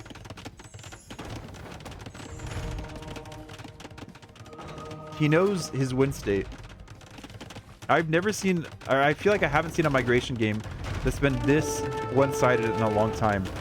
Look at that. Sitaux even walling off where a Mangonel would need to pop out to deny the castle. Like, preventing the Mangonel from having good pathing. And then Sitaux deletes both houses once he doesn't need the wood anymore. Or he wants the wood instead.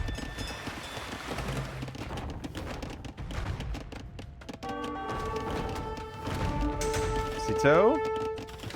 Okay, Sitaux is losing the Mangonel. Okay, 1 for 1. Not the worst trade. And Sitaux is expecting the only way I lose this is if my opponent transports my island. So I'll build an outpost. That might also just be for general vision as he relocates, has relocated his fish over to this left side. Sitaux making sure he doesn't take any massive demo shots. Just some minor ones. Sora Kuma also on the way up to Imp. Has been collecting stone for a while. So there's still a chance for him. Still a chance. Are these AoE 1 docks? Yes, they are. That's my dock mod. I find it a little bit easier to see fish and traps around it. So that is my dock mod. Sorry if I missed that earlier. I didn't hear your question come in. Oops.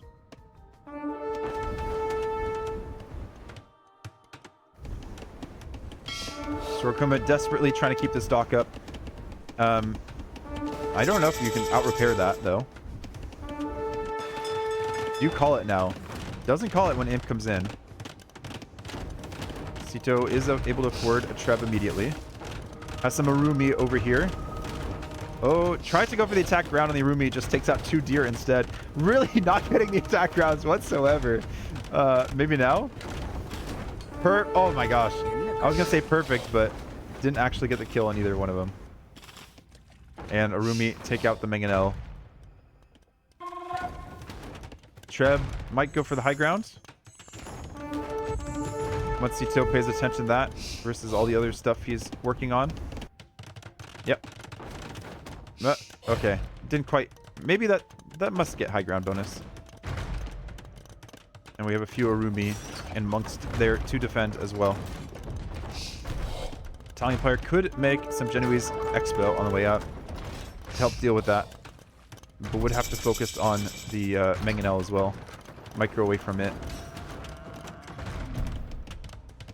Fast fire also coming in for Sitaux to further secure his dominance over Sora Kuma's island, and I don't see a chance here for Sora Kuma, unfortunately.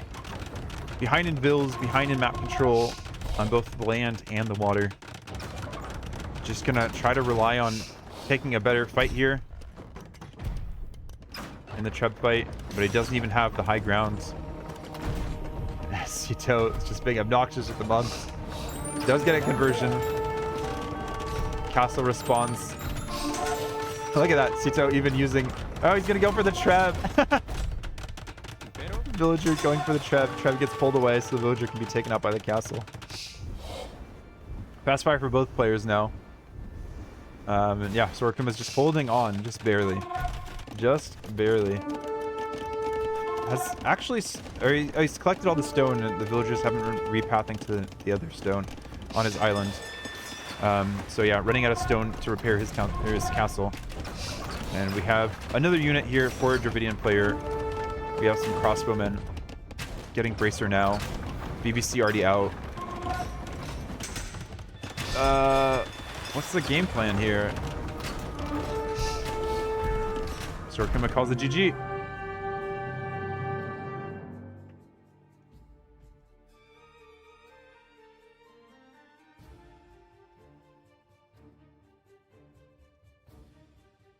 Sora Kuma actually had the better KD. Interesting. But I didn't like his build. I did not like the galley opening. It just felt too slow with the way this map works. Maybe he had success with it in a practice game against someone.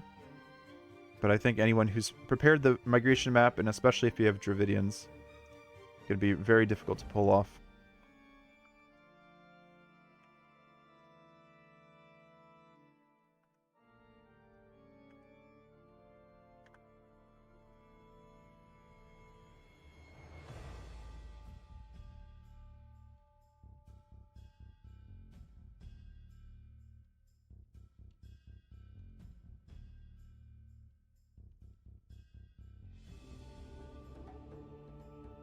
They have not started their next match yet.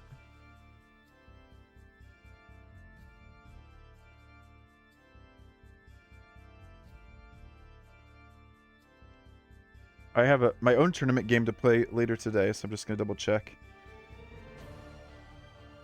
the time. I think this will be the last set that I cast for today. And I'm hoping it goes to game 5. We'll see what Sora Kuma can do. I imagine he's going to pick Fortress next. I do play occasionally, but I usually don't cast my own game or stream my own games because they're not nearly as entertaining as these high-level players. Occasionally they are, but I have trouble commentating at the same time. You could get some enjoyment of hearing some team talk, but we haven't played together in a while, so I'm just going to play offline and enjoy hanging out with friends. But yeah, I never really cast 1v1s or stream my 1v1s and such. Because there's enough of that already on YouTube, and I don't think I really add to, or sorry, on Twitch and YouTube. I don't really think I add to it. I'd rather spend my time focusing on these kind of casts of high-level players and all the other fun stuff I do, like my cooking streams and my tutorials and just whatever I come up with, really. Always full of ideas, and really the limiting, the bottleneck is just how much time I have.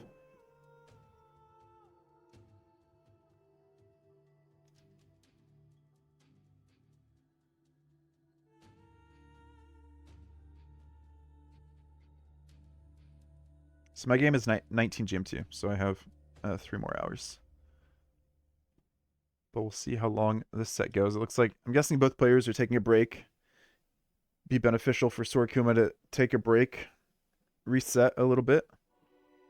He knows he has to win both Enclosed and Fortress if he wants to take this series. Steal it away from Sitaux is the way I'd think about it. And Sitaux might be rethinking allowing Chaos Pit into the next map pool if he makes it onto the next set. Yeah, these might be indeed long games. Enclosed could go a little bit quickly, but usually does go to Imp. And Fortress I haven't seen too much of, so it'll be a bit of a learning experience.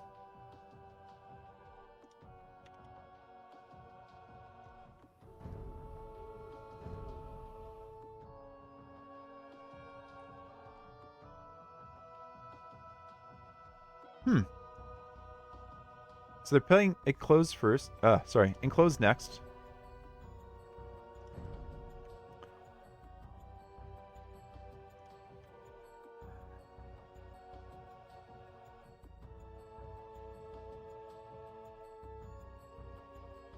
We have a minute and a half, or just over a minute, of spec delay.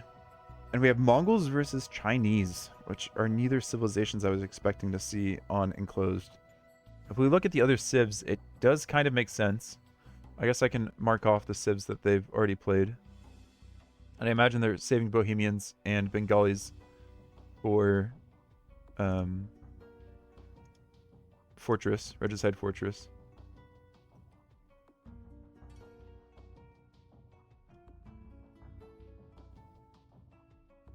So we had a win with Dravidians, we had a win with Persians, and we had a loss with Celts.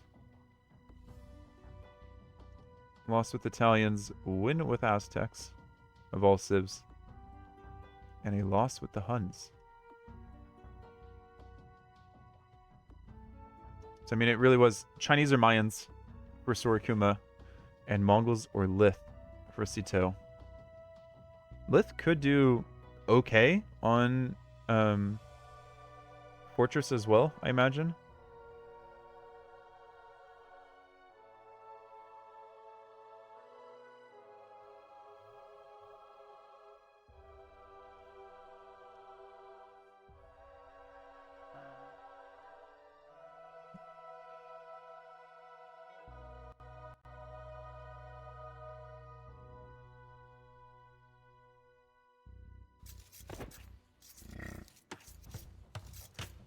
Into game number 4 between Sitaux and Sora Kuma. Game point for Sitaux in this best of 5. Immediately brings in that elephant under his town center, successfully gets it in. Sora Kuma picking Chinese, which start with minus 100 food. You can see that minus 26 is what he's at right now.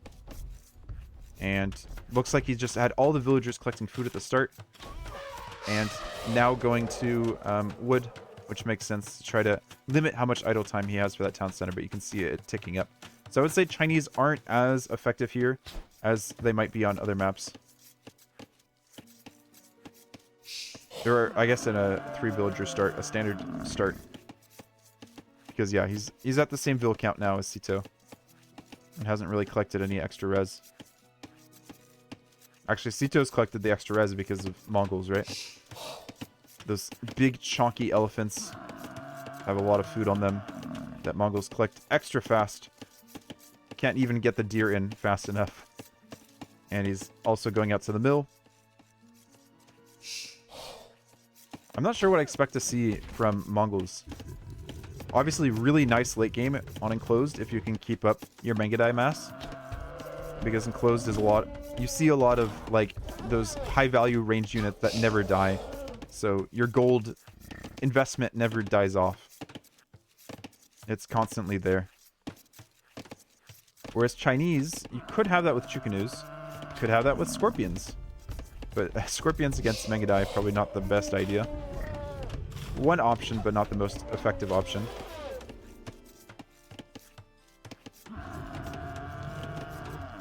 Chinese obviously excelling in the mid-game, though. I don't know if he'd be off to as good a start as he was expecting. Especially against Mongols. Collecting that extra res. And yeah, Sitaux comfortably pushing in all his deer. Collecting the end of that elephant there. And now moving on to wood. Has already clicked up on 18 pop. No loom.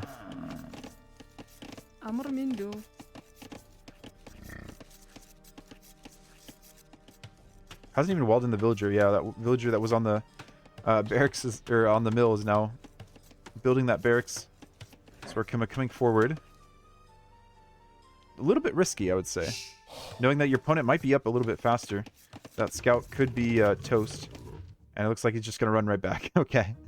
Just wanted to make sure he knew where his opponent was. And yeah, he's like, okay, I need my scout to stay alive. Mongol player is always up first. And meanwhile, Sitaux going forward with the scout on the other side. Both players are roughly trying to figure out the fastest path around the Pokeball to their opponent. I think it's the bottom side. Sora Kuma hasn't built a barracks yet. I guess he still has time.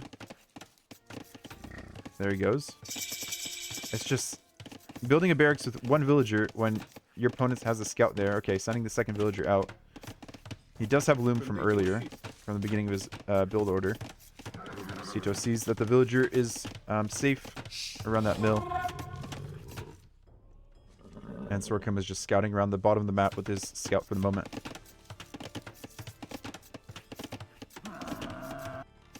Okay, stable just going up now for Sitaux. And Sora Kuma has the wood for it. But he's not showing... Oh, he's not up, right. Duh. I was going to say he's not showing the stable. It's just the Mongols player gets up so quickly. And with... Or it doesn't have more resources now. It's neck and neck. It's relatively equal. Scout comes back. Does see that it is indeed a stable. Gets chased away by the spear. Sora Kuma now checking. Well, would have seen that the scout just went by.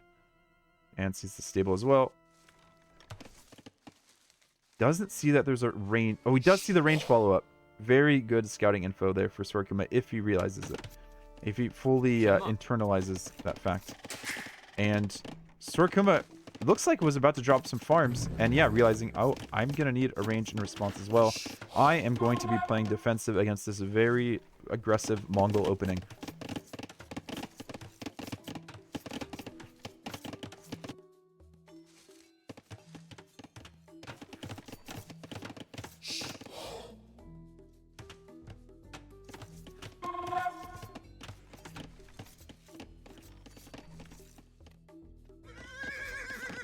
Mongol scouts wrapping around. He does have that nice hill that he could use later. He's thinking about it. He's like, yep, that's a nice place to camp. Especially when I get my archers round. Not coming quite yet. Actually, even delayed double bit. I don't know if that was intentional, but it could have been. Trying to get that damage in as soon as possible. Villagers thinking about going out for gold, but yeah. Sitau's there. I think with the scouts and the spear together, villagers can go out to gold. I like this approach from Sitaux. Getting the damage out as soon as possible. There's the archers. Look, I mean, look at that eco balance, right? Just using every single last piece of res. And Sora Kuma, very safe play, dropping the tower after the gold mine goes up.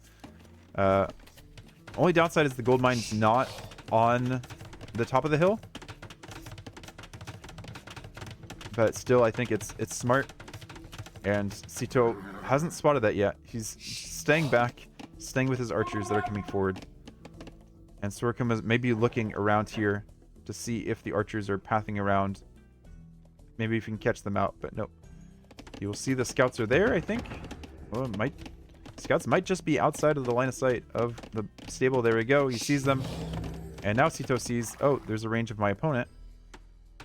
There's a target, though. That Vil. Pathing? Okay. Gets it. And he sees the tower as well.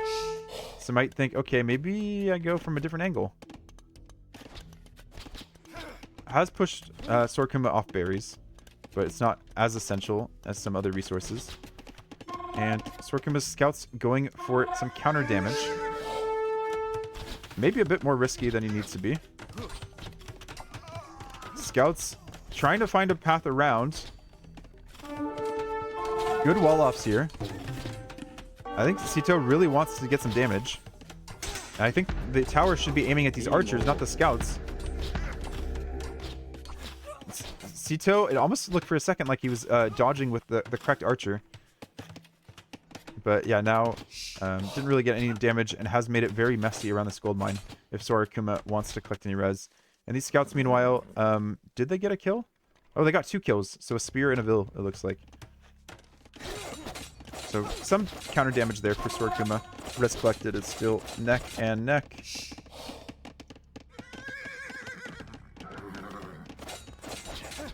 Is going to be able to take out the mill. Horse Collar hasn't been clicked yet for... oh, it has been clicked for Sora Kuma. What does Sora Kuma have? Okay, a mix of scrims and archers.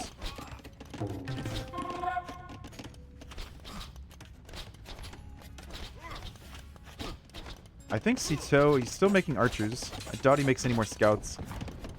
Likely just thinking about Castle Age from here. Taking good fights, keeping the attention on his opponent. Mongols can struggle in Castle Age. They just don't have any massive bonuses other than like extra HP on the light cav.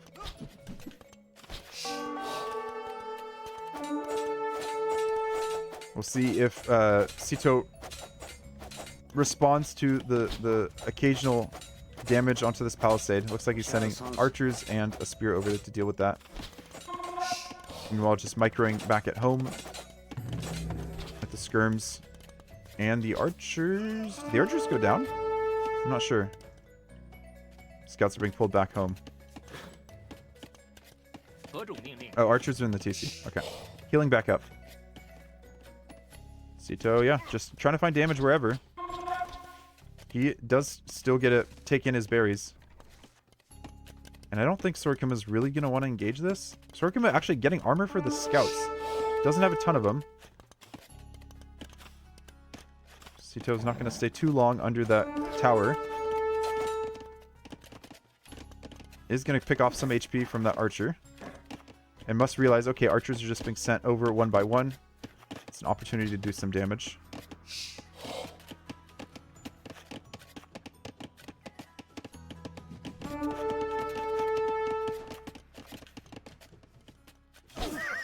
Archers get shunted out of the archery range, thinking about taking a fight, but I think it's just going to be a lot of back and forth still. Second range now for Sora Kuma. He's thinking range options are his best bet in Castle Age, maybe? Or he wants a bit more production. Sitaux clicks up first. Pressure paying off for the Mongol player, for sure. It just doesn't feel like the best map for Chinese. Maybe Sora Kuma was thinking, with the elephant, I can collect a lot of resources very quickly. And Sitaux actually leaving his archers kind of out of position.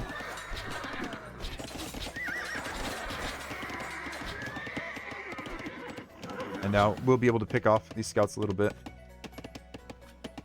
I don't know about second range here. Is he thinking cap archers from Chinese? It's not the craziest idea, right?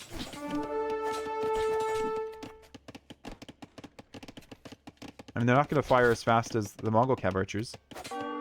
First time Sora Kuma gets military over to Sitau's base this game. Sitaux has a lot of archers in response. Sora Kuma doesn't see the second range quite yet. Now sees it. So he knows that Sitaux is kind of counting on his archers, and Sitaux also built a tower in response. So this is going to be additional aggression from the Mongol player once he gets up. We have armor for the skirm as well, so yeah. These archers just need to sit back, head home.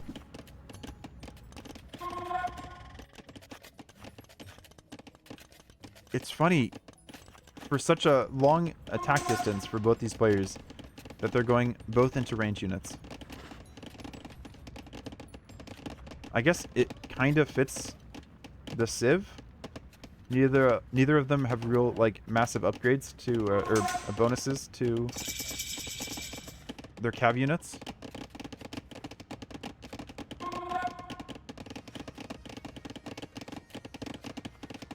Castle Age comes in for Sitaux, goes for crossbow and bodkin.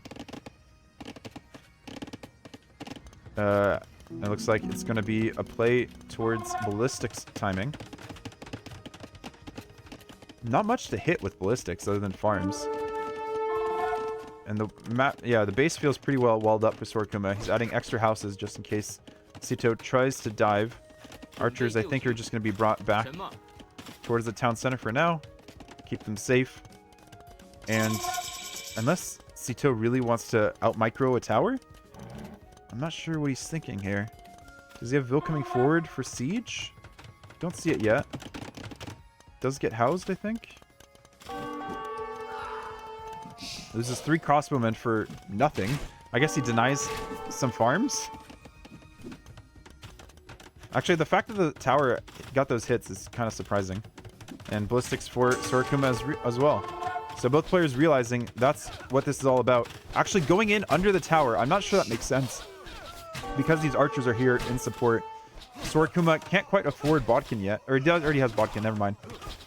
And the crossbow go down for Sitaux. Sora Kuma takes the lead. Scouts now attacking, but they're so low HP. Sitaux trying to do something fancy, but it's not working. Not working at all. Just leaves the scout there. And the early damage from Sitaux not amounting to anything whatsoever. I don't know why he ran in there. He must be feeling desperate, just as desperate as as Sora Kuma has been in some of these previous situations. Like, Scout actually gets out safely, and Sitaux moving on to skirms for the moment, getting Bowsaw to buff up his lumberjacks. The most important eco tech for both players in Castle Age, or for all players in Castle Age. And crossbows come out again. Do have ballistics now. Do indeed snipe a villager. And I feel like this is what Sitaux should have been doing earlier. But that tower has ballistics as well. Just kind of hit and run. And there wasn't really any reason to dive under that tower. Sora Kuma, meanwhile, also sending units forward. Not getting any villagers. Sitaux respects the ballistics. And Sitaux actually has the second armor on his scrims as well, so can take this fight if he wants to. Yeah, look at Archer's barely doing any damage. Sora Kuma instead choosing to attack the crossbowmen instead of the scrims. Has a knight forward to deal with the scrims. Sitaux trying to find some damage on these villagers collecting gold. And, oh, yeah, Sora Kuma has it in time. Just deletes the house if they're being a pain. Also picking up some villagers. Knight doesn't have armor, does it? Nope. Oh, it has the first armor. So we can withstand this small amount of skirmishers. But as the skirmisher numbers mount, it might be a little bit of difference. Look at this dodging of ballistics. What a nerd. What a micro nerd. But yeah, should have probably run away a little bit earlier than that. Dodging ballistics doesn't work when your opponent is right up breathing down your neck. Second town center coming out first for Sitaux. Weird placement here on the wood line. I guess it's as close to his gold as he could get with his hill placement. We'll protect that. And then one for Sora Kuma as well. Sora Kuma thinking his opponent has archers back here, but no. Sitau's just bringing him down the main line, the main road.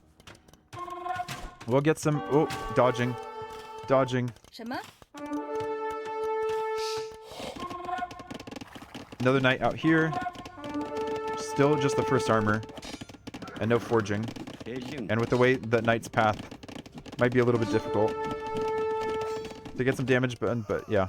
Cleans up more crossbowmen. And it really feels like this is going to turn into a boom game, plus trying to take control of relics. Sitaux back onto crossbowmen now that he sees a few knights out. It really feels like Sitaux hasn't really gotten too much value with his units. He does have the higher eco KD. But it feels like he's thrown away a lot of units as well. I guess, yeah, both players have thrown away more units than are strictly necessary.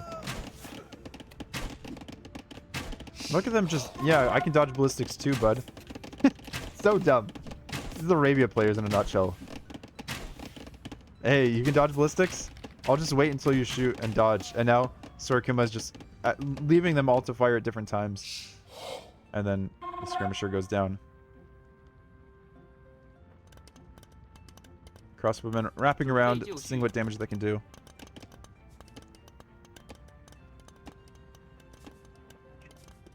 Really wrapping. Look at that. I might have perfect timing here. As Sitaux was thinking of going out to that stone. One. Oh, not one. Not two. 1, 2. Okay. And we still have this area of aggression over here.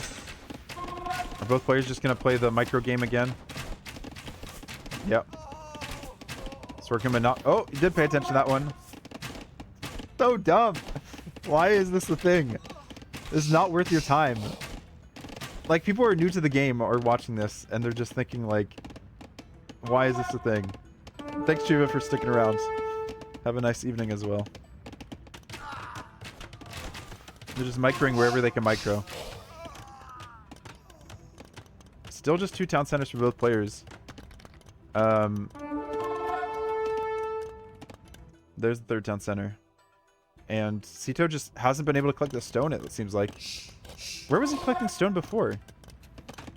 Was he long distance mining it?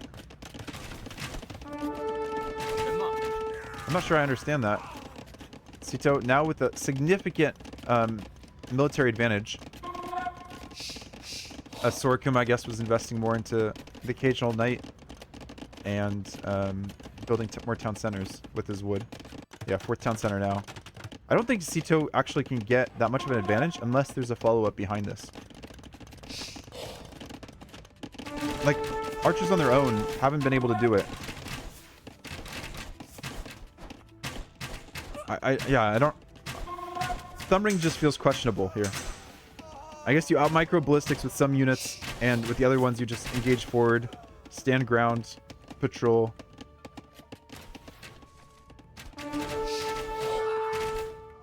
And in response, Sora Kuma going for skirms and the 2nd armor out of his 2 ranges.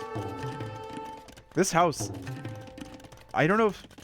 Like, I think Sora Kuma just either forgot about it or it's just Capture Age continuing to show it and it's not actually in game. Because this has been there since he built the tower way long ago. No way, Sitaux. You're not gonna... Okay. For a second, I thought he was going to dive under the TC. Arguably worth it, because only so many villagers can fit in the town center. But then Sora Kuma is just going to out-micro ballistics with all of his units. Where are the scrims here? We only have 8 scrims so far. Okay. Can't really deal with this many crossbows. I guess meanwhile behind, this is giving Sitaux some time to expand his boom. It's not the worst idea. Also kind of gives him control of relics, which is partially what decided game number 1. But here comes the skirms, entrapping the archers between a town center, 2 town centers, and a tower. And here starts the micro. Has the hill. Not the hill I was thinking he was going to use earlier. Yeah, we just need all of the scrims firing at different times, which unfortunately is not the case for Sora Kuma. More archers coming around the other side. Sora Kuma's on that as well. Can't out micro ballistics in multiple groups. These crossbowmen just, yeah, meet their end very, very quickly. They'll count very even for both players. Sora Kuma forced to build more houses now, building them in a weird arc formation over here. And here are the forward siege that I thought should have come much earlier when the crossbow mass first arrived. Sitaux also adding a knight.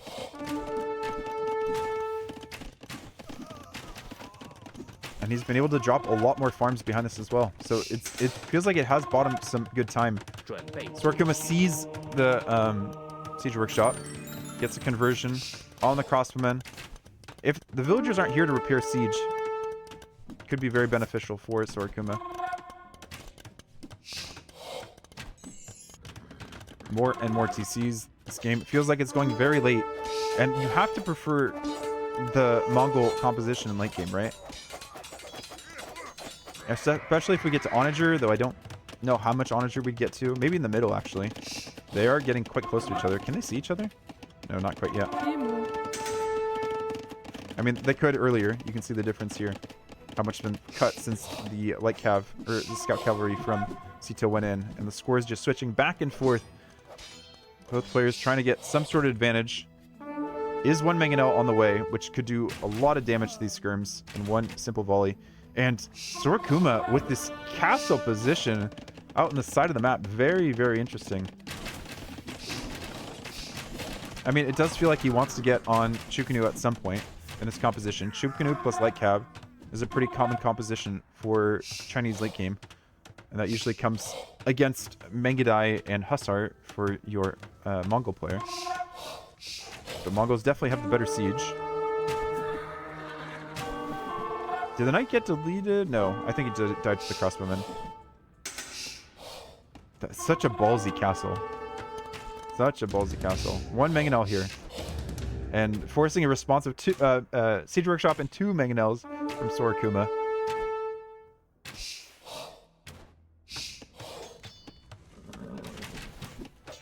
Knight for Sitaux as well. Goes down. Knight to deal with this siege would actually be really nice. Yeah, that looks like what Sora Kuma is doing. It's always awkward to try to mangonel down your opponent's siege workshop, because at any point in time they could just jump out and snipe your own mangonel. But yeah, Sora Kuma is just keeping them contained. Doesn't want to waste them. Continuing to do the silly micro battles, back and forth, back and forth, back and forth. What's Sora Kuma's game plan? I mean, he has score lead. Maybe he's thinking I have the better eco because my opponent invested so much into those crossbowmen that didn't really pay off. And here's Sitau's first castle. Mongol player generally doesn't want to build their castle forward because they're relying on it for Mengadai production, which is such an essential part of their composition. Chinese can do with just the generic units, right? The Arbalest, the Skirms, the Knights, the Light Cav. They don't necessarily need Chukunu the way that Mongols feel like they need Mengadai. Mengadai just feel like so much more than a Cav Archer with their siege sniping ability. These Knights, I don't think they could, yeah, can't deal with the Skirms when you only have first armor. Second armor coming in now for Sora Kuma. And now the Mangonel pops out. And Sora Kuma's happy he kept his 2 Mangonels alive. I assume he remembers he has them. Sora Kuma thinking about Imp very quickly. Does he not remember he has them, or he's trying to take out the Knights first, maybe? Forgets to get the conversion started on the Knight. Knight will go down anyways. There we go. Yeah, he's forgotten he has the Mangonels. I think he could have gotten a nice snipe. And both players actually up at the same time after all of that chaos. Really nice outpost here. Actually, both players thinking about the outpost game. But villager dies to the castle. Does get some vision, but not necessarily the vision he wants to get. Scorpion, okay, is just in defense over here. And a Step Lancer. Where's the Step Lancer in production? Oh, it's in the castle. No? Did I misclick? Oh, I might have misclicked. Okay. But I guess a few Step Lancers coming over just to help buffer against siege, maybe? Not sure what the Step Lancer thought is. Does he feel like there's enough gold in this map that he's going to go Elite Step Lancer and Mangadai instead of Hussar and Mangadai? That might be the case. There is a lot of gold in this map. I can zoom out and count it all with Capture Age. 22k gold. Doing some quick math, that would give you approximately 22,000 Step Lancer. I don't know. I'm not actually going to do the math. What's the Step Lancer? Like 40? Probably less than that. 25 gold maybe? So it's like 1,000 Step Lancer. Do pretty good. I didn't really check relic count. Definitely in Sora Kuma's favor, actually. Getting that castle up on the side and getting the few Chukunu out was enough. Have some random raids with these knights. And it looks like the main focus of the battle is going to be on this left side. And Sora Kuma does have outposts on the left side. Or sorry, main focus is going to be on the right side, top side. And Sora Kuma has some outposts on the left side to see if there's a random attack with some Trebs. Some Ferrari Rams coming back forward with our Mongol player. Step Lancers thinking about going in. Try to deny this castle, and I think they can. The villagers are just going to try to get as much progress on that as they can. Okay, or run away. Create a little bit of a meat shield for the crossbowmen as the crossbowmen try to run away. Really bad pathing there, unfortunate. And we have heavy camel, heavy camel? Yeah.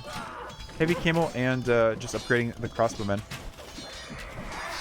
Down to 13 crossbowmen though, so might not actually complete that castle.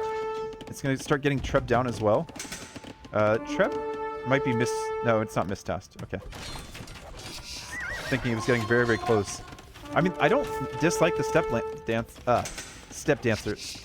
Lancer decision here.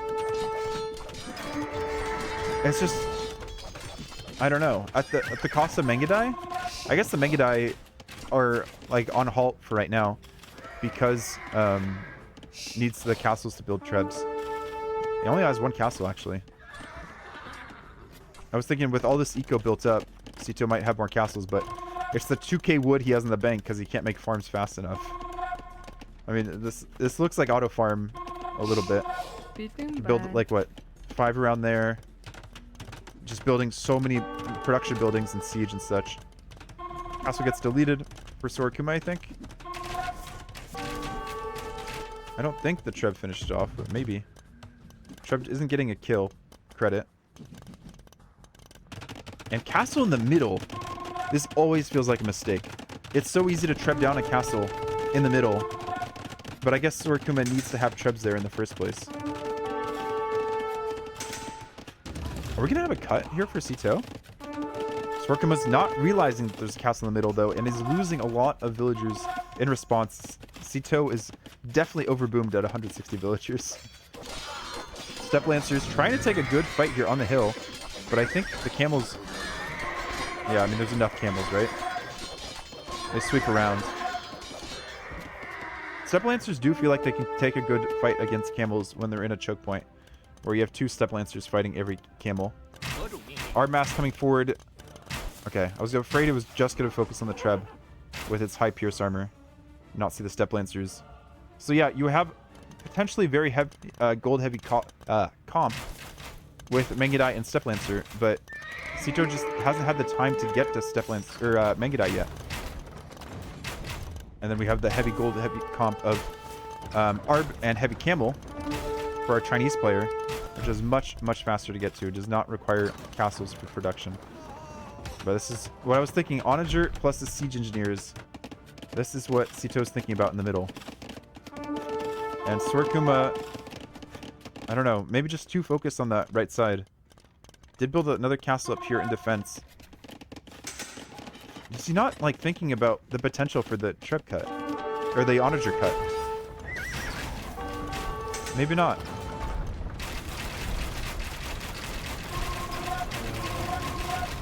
Fully upgrading his Arbalest now.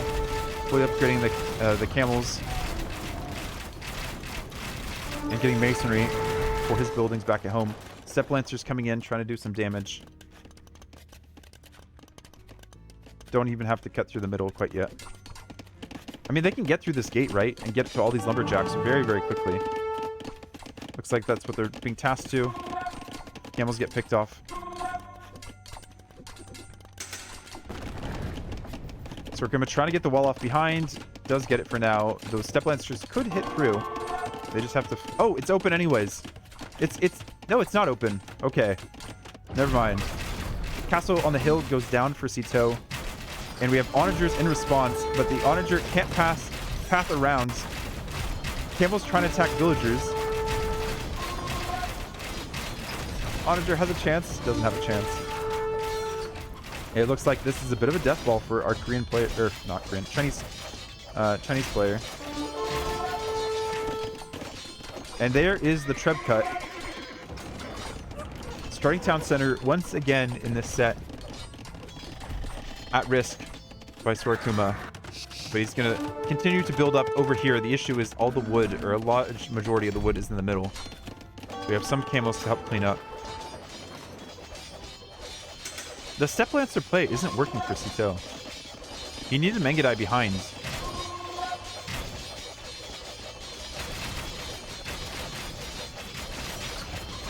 And Sora Kuma's even starting to tech into potentially Halb in the future. Just preparing. Getting all the techs down. They are cheaper for Chinese, right?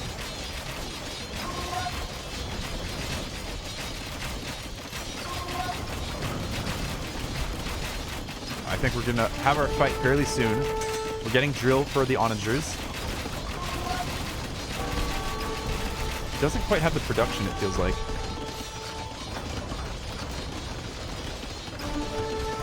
I'm going to turn down game audio a bit more. Once again, the camels are just hammering at these buildings with their scimitars. And Onagers getting picked off. Don't quite have drill in yet, so weren't able to get those shots off. Now drill's in. Chemistry soon. Chemistry actually, I believe, does it slow down the projectile speed? I don't know if that's actually the case. Now is when it gets scary for Chinese, but I think Sora Kuma has already taken quite a bit of map control. I don't know if it's been enough yet. Sitau making sure he has plenty of space here to micro. He's trying to take out these trees. Kind of did the job. Yeah. Does he go for the villagers first? Or Trebs first? I think he tried to deny the castle, but there was just enough villager production here. Sora Kuma? He must have been distracted somewhere else. Started that fight really not working out for him. Apologize for the lag here. I'm not sure. It feels like it's on slow speed. Onager, can they reach the Arb? They fire. Arbs get out of there just in time. Camel's in on the Onager. And it looks like it's being microed out of the way. Mangonels behind are kind of funny against Step Lancers. And the castle looks like it's going to be going up.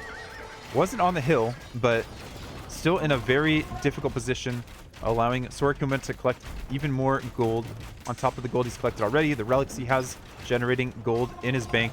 So many Onagers just getting picked off here by the camels. A few Onagers may be able to take out the Trebs. I don't know. It feels like Sitau should just be building Trebs in defense. Now getting masonry to try to keep his castles alive. Castles on the other side are also being attacked and being protected just by 2 token camels. Camels even deciding to run into the eco. Don't necessarily have the most pierce armor units. But it feels like Sitaux is forced to react everywhere and isn't sure how to do so. Onager can't even path forward. I think we're going to game 5. Sitaux still producing villagers. He's at 154. I know you're trying to replace after raids, but it seems like a little bit too much. Isn't producing any more military. At least Steppe Lancers. Steppe Lancers haven't really done it for him. And he calls it GG. We're going to a game 5 on Sora Kuma's home map. Regicide Fortress. This is the kind of situation where the king just gets sniped in feudal age. Oh boy. I really had high hopes for Sitaux to make it into the tournament, but he's not looking his best. Definitely not looking his best.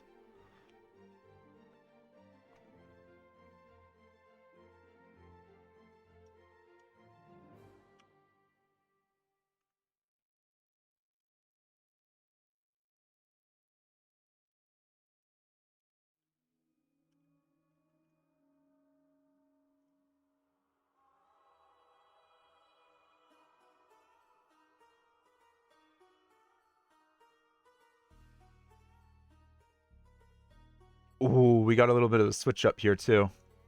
We'll be into the last game in just a moment. Just have the spectator to wait through. But we saw that Sitaux first picked Bohemians and has decided not to play as Bohemians. He's going for his leader pick that he has left behind of Lithuanians.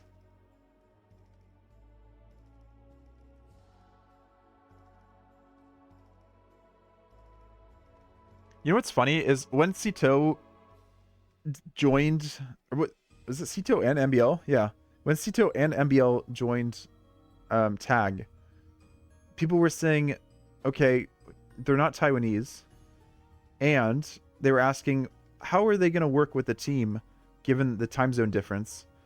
Will they be able to contribute a lot to their teammates? Because Sitaux and MBL are seen as like higher level players who would be able to share their insight into the game. And it seems like the apprentice is beating the master at the moment. Or at least, you know, they're tied. They're neck and neck. Which is fun to see from like a viewer standpoint of seeing the new talent come about.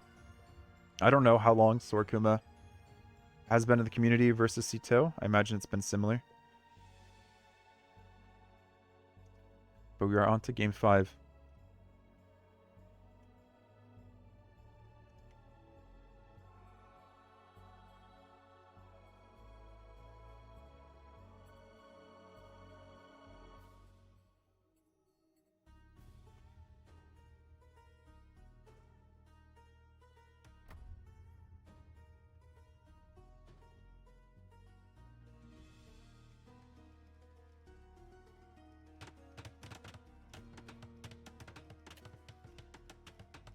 Game 5, there we go.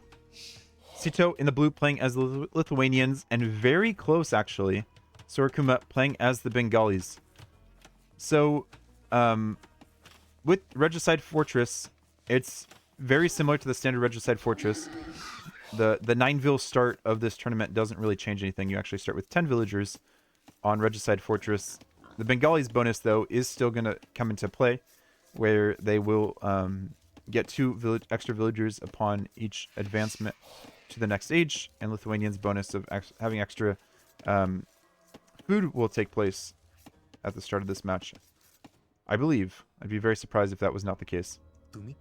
So players are scouting around with their king, hoping not to run into any castles, and there are still some towers in, I'd say, decent positions.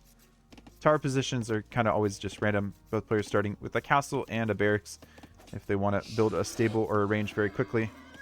And mainly using their scouts to bring in the boars so that their villagers can be active as long as possible. And then, of course, you can just reheal your scout in the castle when the time comes. Both players making sure they really get that hit with the scout, because sometimes the scout can make it look like it got a hit, but it didn't actually do the job.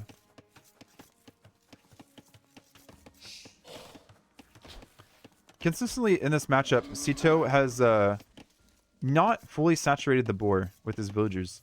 Like, leaving one villager on a farm, questionable for me. Also, this mining camp, very questionable. I guess he's leaving space for a town center later. That makes sense.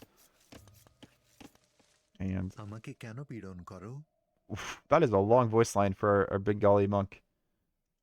Or not monk, king. Did you just say hey now? You're a rock star. Oh.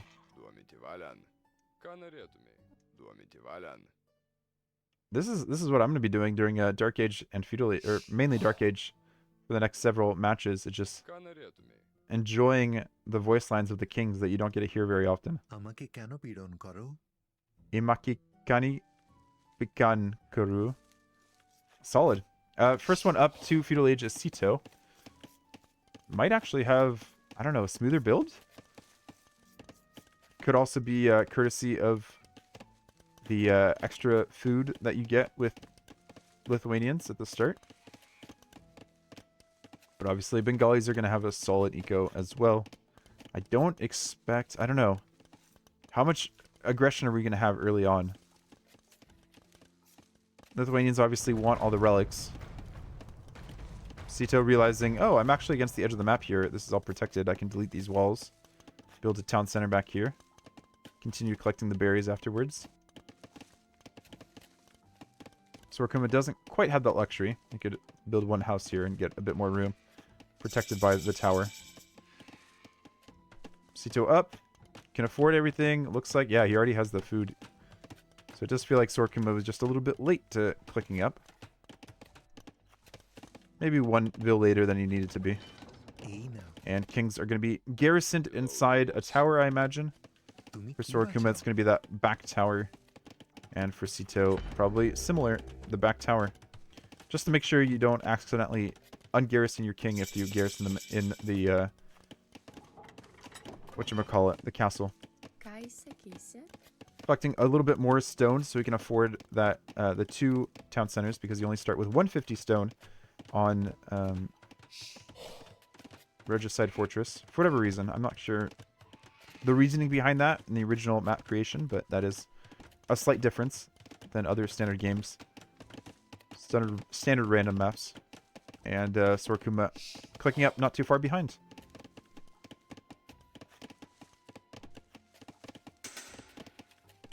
I guess this is a great time to make sure I am caught up to live time. Yep. Indeed. Look at the efficiency there for Sora Kuma. Only sending 2 more villagers back to the stone to collect a little bit more. Sending the other one back to gold. Just needs 200. Doesn't need 210. And Sitaux did the same. Collected his 200 and sent them on to wood after this. You know, leave, I guess, a few on gold so he can make monks. And Sora Kuma might indeed want to do the same. Where's the scout for Sora Kuma? Oh, over here. Okay. Still scouting out the map. Actually doesn't see that much. Yeah. He's very methodical. He just scouted it. He doesn't know where his opponent is either. Versus for Sitaux, it's been, yeah, a little bit more straightforward.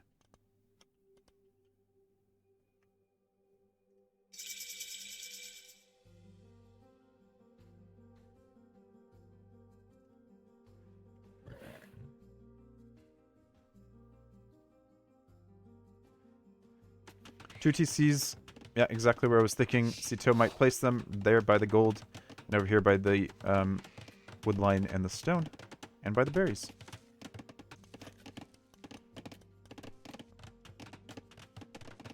No monastery quite yet. Working on the boom first, of course. Assuming that the relics will still be there when he wants them.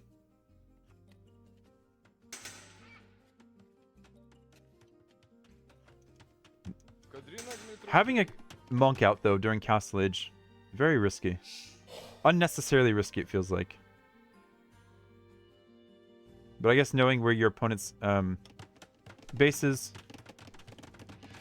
allows you to move out. knowing that they don't have any units out on the map, or assuming they don't have any units out on the map.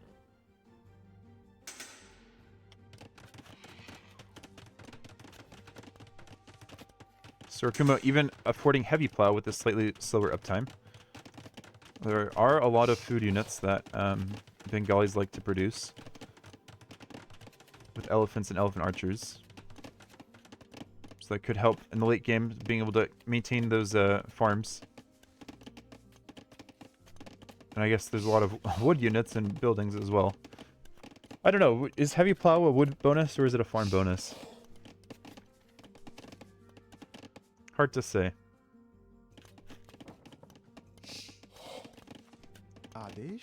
Ooh, and Sora Kuma's thinking of a wall off back here. Interesting. I guess it makes sense to have some wood lines protected. Does he know where his opponent is now? He does not yet.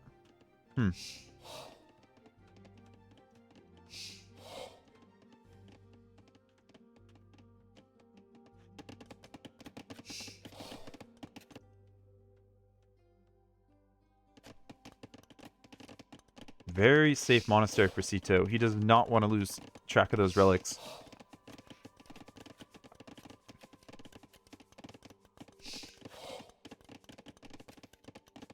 I'm going to take a quick bite while we're just waiting for some actual action.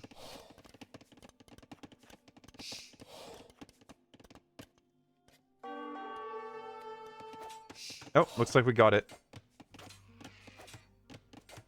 I mean, it's not much action.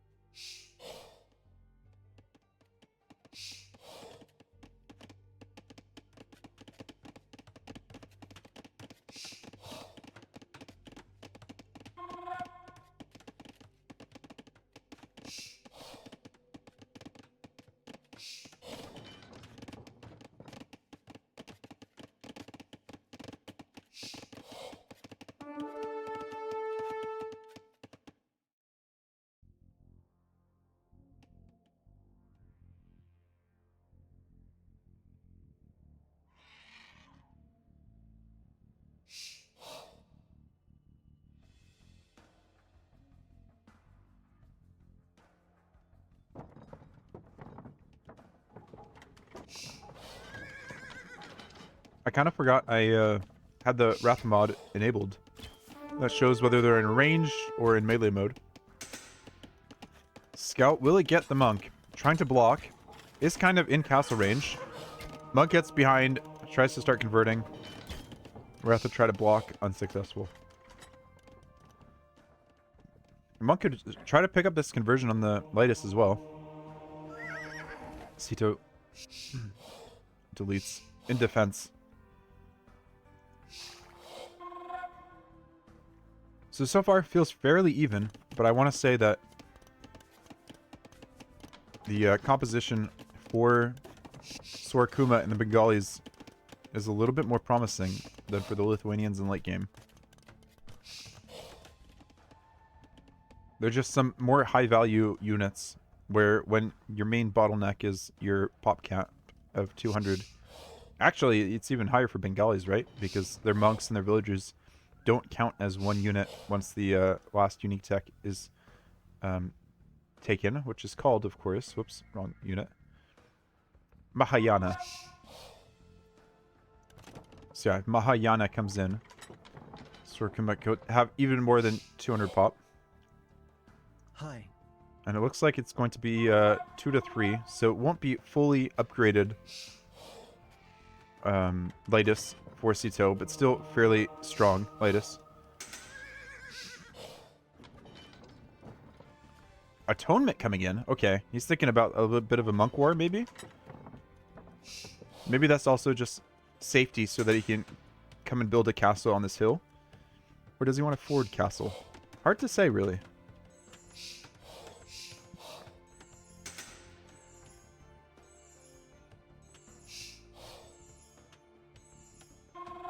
We have a lot of ranged Ratha that can come and try to snipe the monks, but I think he's going to wait until he gets an opportunity to really pounce. So yeah, he's going to go back, allow the monks to reset their conversion.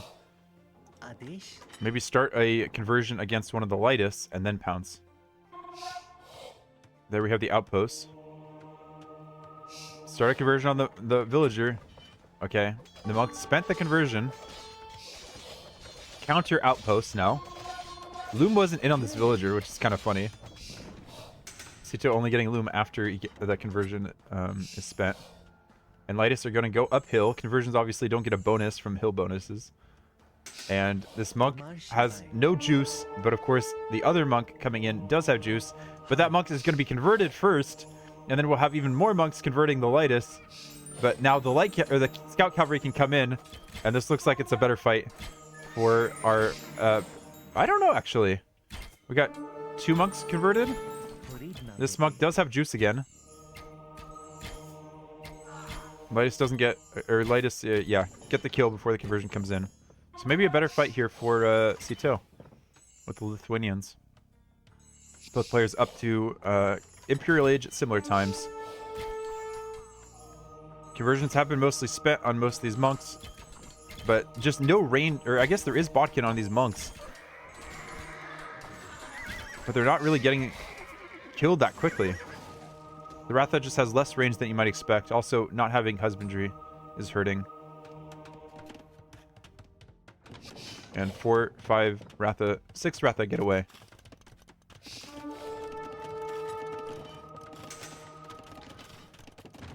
Follow-up looks like it's going to be pikes for Sora Kuma and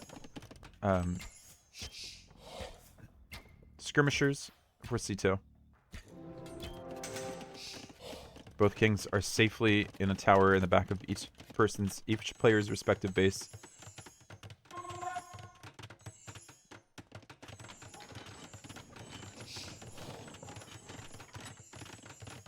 Devotion coming in now for Sora Kuma. Recognize the threat of the Lithuanian monks. This villager kind of had some weird pathing because the Ratha were just on patrol micro right there in front of the castle. Might get the snipe? No, doesn't get the snipe. No ballistics. Yeah, these Ratha are just kind of under teched at the moment.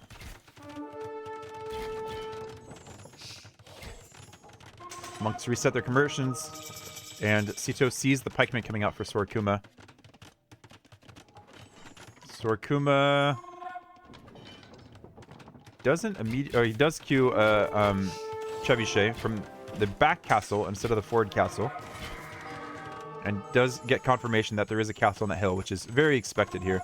If Sitaux ever loses that position of that castle and another castle goes up for Sora Kuma, I think Sitau's in a very rough place.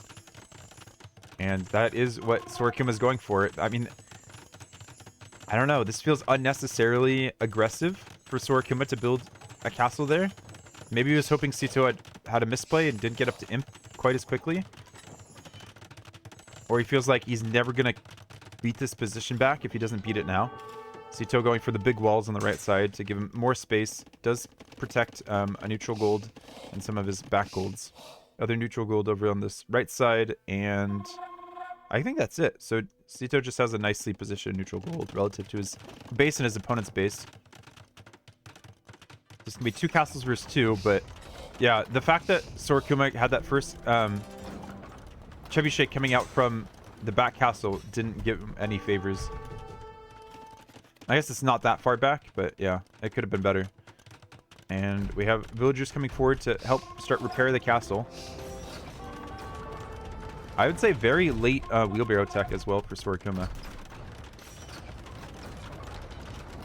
Really would have impacted the amount of res collected at this point in the match. This castle doesn't feel like it bought him anything. Masonry coming in for Sitau's castle. I think if I'm Sora Kuma, I'm trying to fight anywhere other than this position. Maybe you fight in late game when Sitaux can't afford these units. I'd expect Sora Kuma to want to switch onto light cab now, though I don't know if he has the farms for it. We don't have tower shields yet for these skirms, but they're extra fast. They have bonus damage against the Rathas.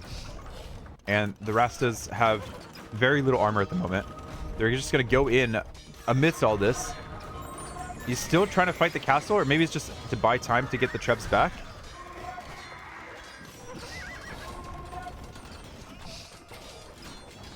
It just feels like wasting units.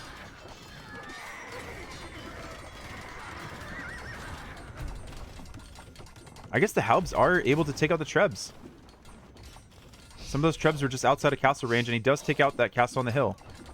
Maybe worth it. I don't know why Sitaux didn't repair the castle either, or have more villagers. Did he just... It seemed like an odd engagement.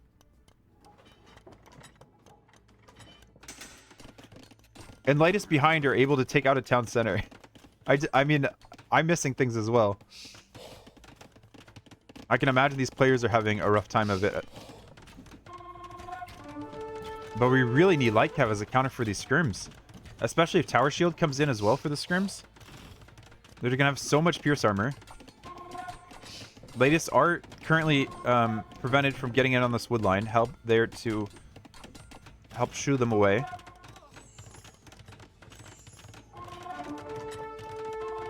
And still no Light Cav for Sora Kuma.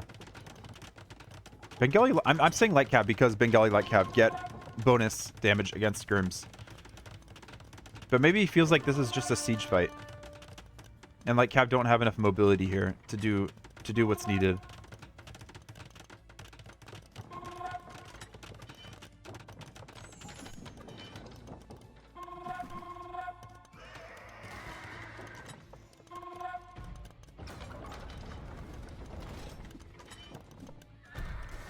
The other issue is you don't always select... If you double-click your Rathas, you don't always select all the Rathas because they're in different modes. So we have, yeah, him switching between the melee mode and the ranged mode. Just to make sure he can select them all together. And we have some walls going up here to prevent the attack on the Trebs. Very smart, very high-level play. And Sora Kuma bringing all the units over again. We have the castle on the hill replaced by Sitaux.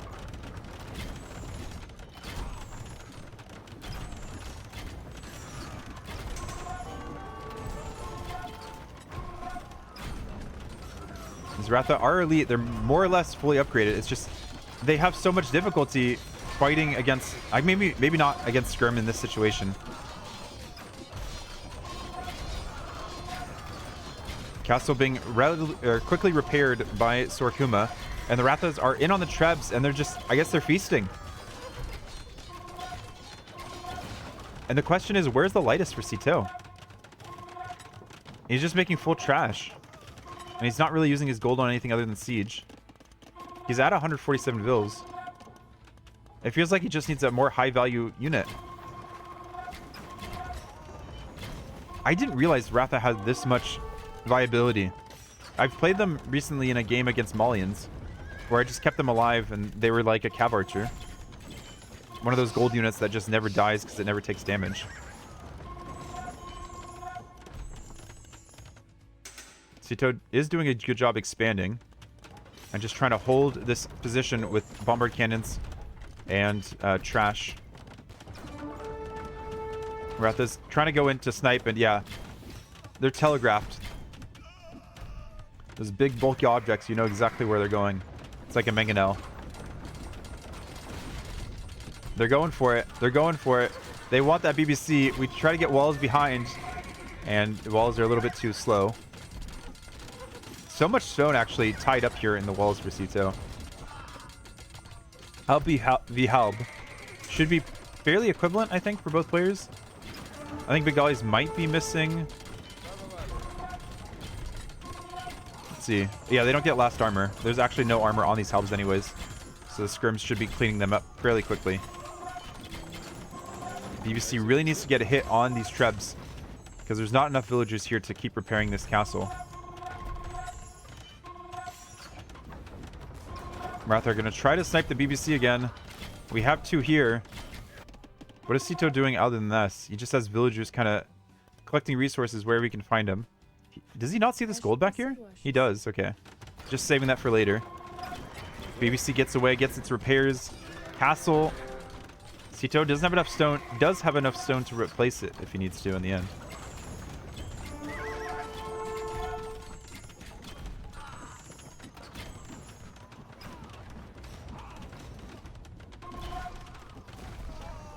Castle goes down right as the trebs go down. Sitaux, does he build a new castle here?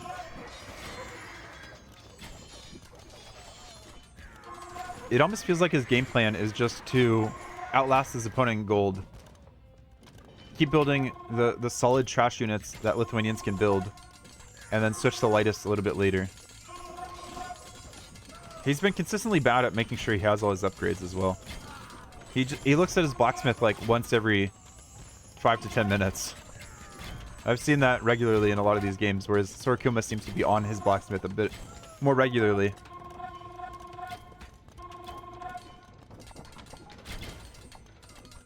I imagine they'd be a little bit better at their blacksmith upgrades if you could queue the subsequent upgrade before the previous one is finished. BBC getting some nice snipes on the Ratha. And yeah, the Skirm BBC composition with a few halbs at play is helping a lot.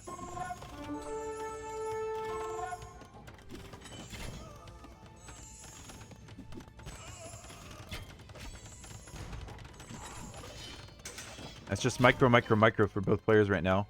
Sora Kuma taking this gold uncontested because Sitaux has never scouted it, unfortunately for him. And we have a castle over here for Sitaux. A different position to control, but so far it's just all been right down the middle here. Architecture and some armor coming in for Sitaux. You might be thinking of some cav raids as the economies continue to expand, as players run out of wood lines in their base. We're going to see herbal medicine click for Sora Kuma. Oh, he didn't have ballistics that whole time. I didn't notice. And clearly neither did he. Now has ballistics, now getting more armor for his light cav that he finally has out to help deal with the skirms.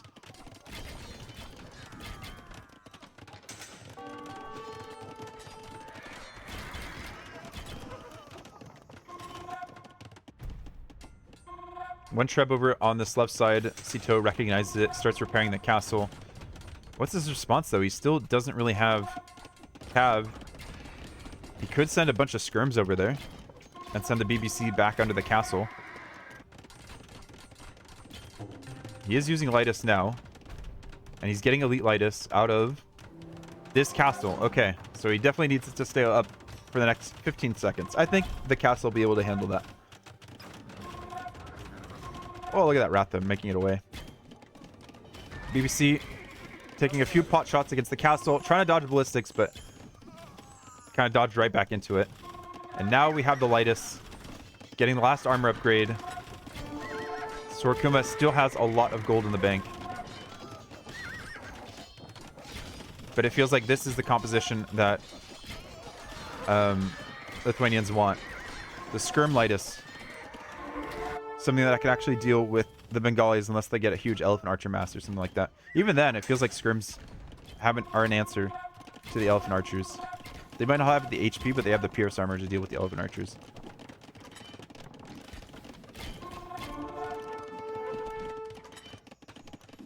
And yeah, like don't have full armor yet for our Bengali player. These Rathas are just so awkward. BBC have successfully kept this castle alive. And villagers still mining away at the gold for both players. I guess both players having their own neutral gold does make the map a bit more fair in generation. And Sora Kuma now getting a few more upgrades for his halbs and his light cav. You can really feel like it's game 5 for both players. It's a bit slower paced than it was at the start. It's not that Chaos Pit game where they were both on top of it. And just to imagine, they have even more rounds. Do they have more rounds tonight? I can't remember if round of 16 is tonight as well. Or today, I should say. Or if it was just 64 and 32. Seeing outposts being spread out around the map. You're just trying to find places of attack. But mainly it's just been right here in the middle. The good old middle area. Middle area of the fortress.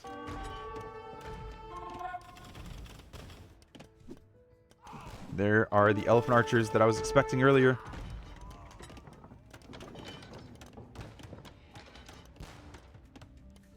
Apologize for the bit of lag. Not sure why that's the case. Maybe just too many projectiles, too much going on in this map. Capture H to handle. And now Sitaux sees the gold. A little bit late, maybe. Maybe he's checking for markets in the corner. Not on this map, buddy. But you did allow your opponent to get a lot more gold than you probably should have. So if Sitaux can take this to the late game, where his opponent doesn't have gold anymore, I think he's in a favorable position. But if the elephant archers plus Ratha can kind of steamroll... What is this castle from Sitaux? I guess it's a desperation castle. It's like one of those desperation TCs when you have knights running into your base. He's trying to produce. Maybe lacking on food at the moment. Linus ignoring a lot of the armor of the elephant archer. Only +6. Yeah, they only get +6, right? On the wiki it says they get +8, but that was before they lost Parthian tactics. So not crazy amount of pierce armor. Not as much as these scrims could have. 10 pierce armor on these scrims. And on the Halb, just +4. Castle goes up, and we're just going to have the same old Treb fight we had at the beginning, just with different units now.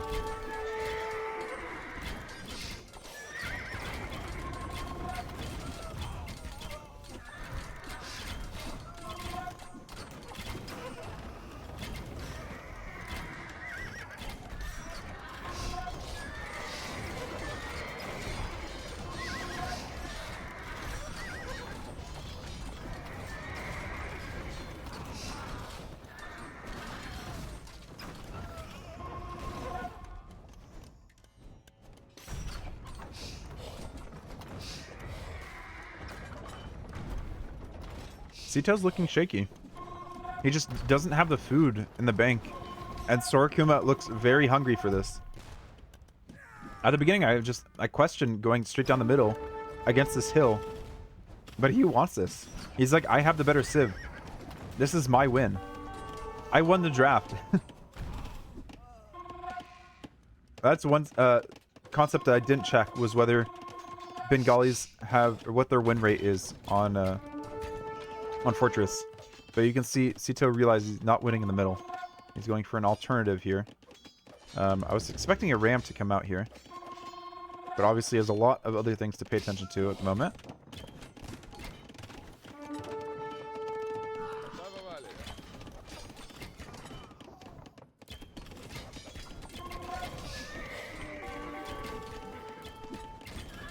And the BBC haven't seemed to do it.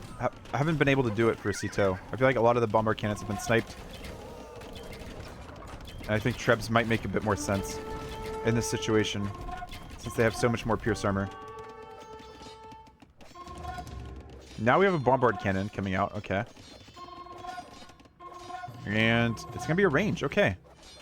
So just switching over the point of aggression.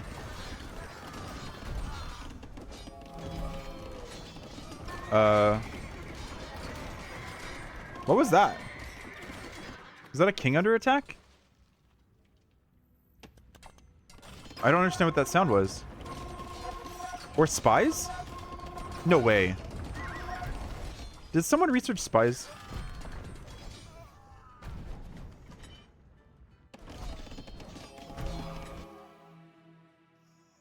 Why did that sound go?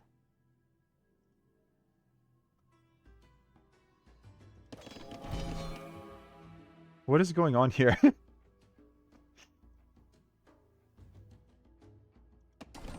Did someone start building a wonder on accident? I don't understand that. I'll have to ask Sitaux after the game if he heard that as well.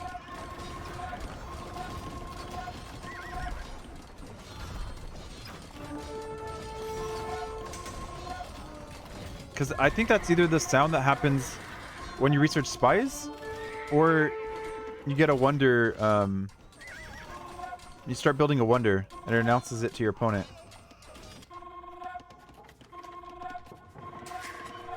Or did he... Was the king's in the town center now? Was he going for a king snipe? I don't know. Sora Kuma not taking as good of a fight here now that he's distracted on multiple fronts. Because these light cav aren't here to protect the elephant archers. They're just losing their HP to the scrims on the hill. Now we have a few light cav. Halbs have been brought back to deal with the light cav moving around here. And Sitaux running out of gold. Both players have no more gold to replace units. Sora Kuma is going to want to get elite scrim teched as soon as possible. And keep up the meat shield, because these elephant archers are going to be very difficult to replace. But this is also the last castle for Sitaux. No BBC in defense, just this BBC over here that was opening up the wall. Okay, sending the lightest and the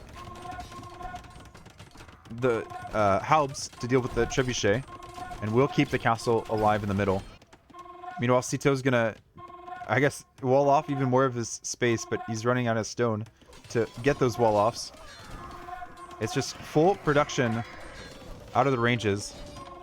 Where are his vills? I guess they're kind of collecting wood over here. It feels like he should have more vills working over on this side, collecting wood from the middle and dropping more farms, which is what he's trying to do. Realizing food is what's limiting to produce all the trash that he needs.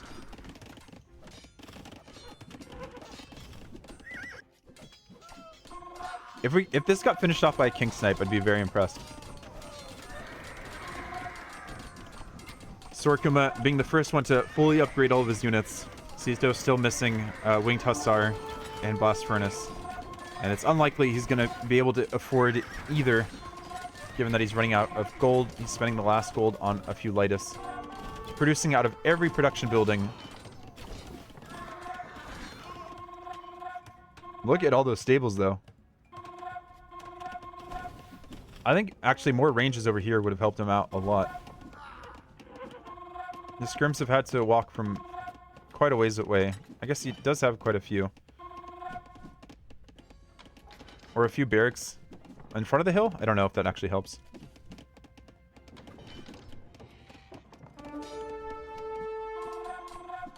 Sora Kuma has kind of cleaned up this little base that's still producing units. Maybe on accident, maybe on purpose.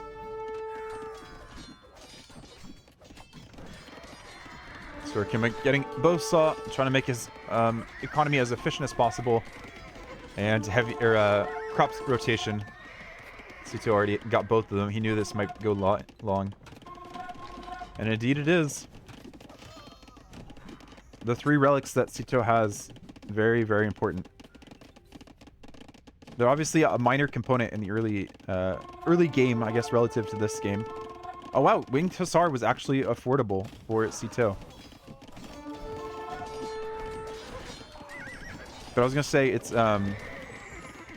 it's one of many things that you're thinking about in Castle Age to collect those relics. But once you have them, you're so thankful for them in late game. They're actually able to afford some siege. Get that slow trickle of golden. Sitaux just doesn't have the ranged unit in behind. He also doesn't have the extra pop space that Sora Kuma has. Yeah, he's got both of his unique techs.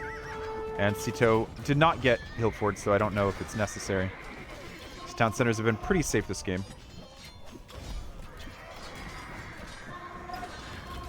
It's not looking pretty. He's completely maxed out. I think, yeah, he's out of stone. Completely maxed out in production. Trying to reproduce as quickly as possible. Sora Kuma sees the light. He's producing as much as possible as well. Sending everything forward. Keep these 2 trebs alive. Even healing the monks with monks behind to keep those elephants HP topped up. Might not be Dravidians, but he still has an elephant core. Winged Hussar go in for the snipe on the treb. No vills here. 1 treb goes down. 1 remains. Castle goes down. What does this say to Sitaux? Does it say my opponent's just desperate? He doesn't have any gold? I keep playing this. Maybe I look for a vill snipe. I mean a king snipe. Not a vill snipe. I go snipe the monks first, and then I snipe all the elephants slowly. With good old-fashioned pokes.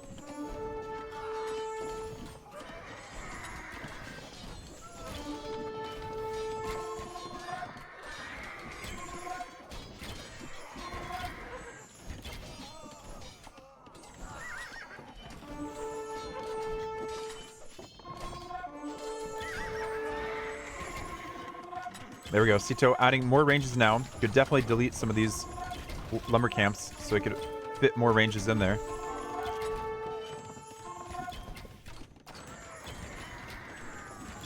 He's on 91 farms. And he's finding a way in to Sora Kuma's base. Has 1 Hussar that's potentially, yeah, was staying underneath the gate to keep it open for a moment.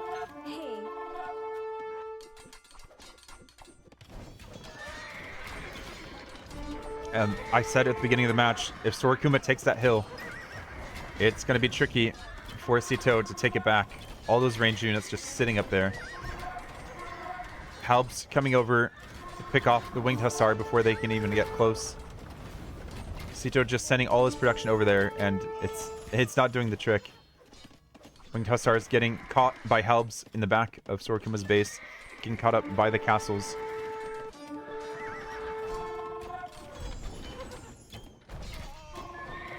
Winged Hussar valiantly trying to take out the treb.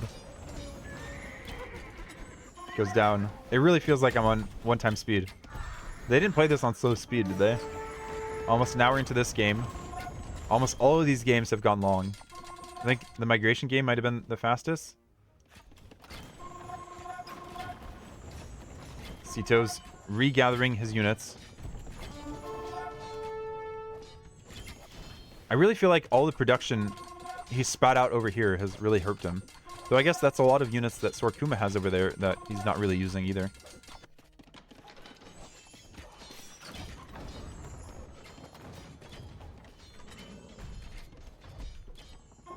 Yeah, Hussar can definitely snipe. I don't want to say definitely, but likely can snipe both these trebs now.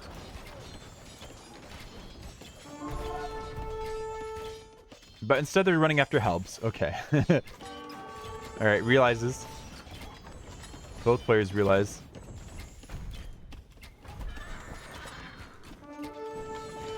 Trebs just look so tasty to these Hussar. Why is my game going so slow?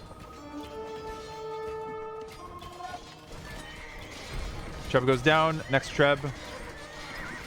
Winged Hussar move on to the monks as well. Lightest actually gets converted. Some of the few lightest that Sitaux is able to afford.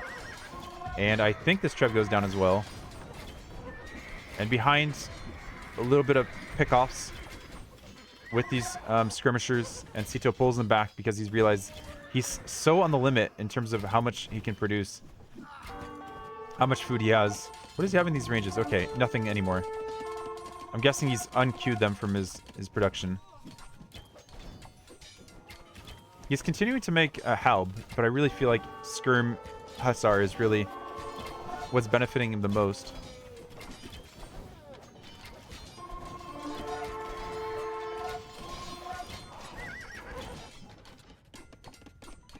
More stables over here. Didn't see those go up. are getting queued. What is this villager coming over for? Was he sent to repair something? I'm not sure. 2 scrims over here fighting a mining camp.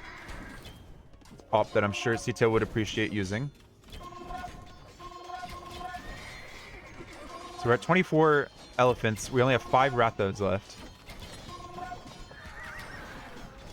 No monks either. The monks got sniped by the Hussar.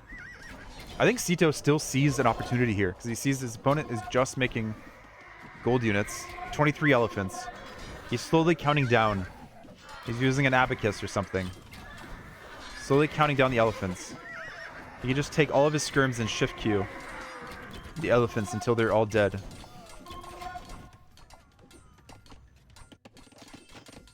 So many halbs actually just taking out these ranges and stables. Definitely worth it for Sitaux. He's exchanging useless wood buildings for pop space. Halbs are able to get in on the Rathas now. And Scrim's still firing away.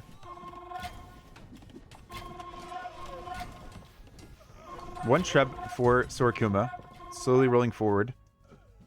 Coming to this fun party on the hill.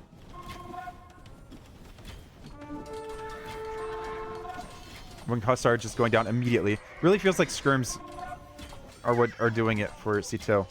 But I think he's also running out of wood. More lumber camps back here than actually wood available. He's going over to wood over here and building some stables to protect that.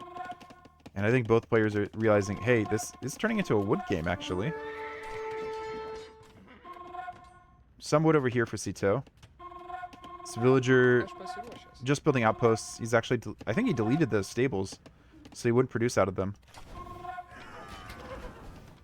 Hussar coming forward again to snipe the Trebuchet. Trebuchet hiding behind the elephant archers. Now down to 20 elephant archers. Scrims look like they're all fighting one elephant archer. We'll slowly take it down. Fighting uphill isn't, you know, helping them at all. 19 elephant archers. There's a dream. We have sanctity for this monk because it's so necessary to heal the elephant archers.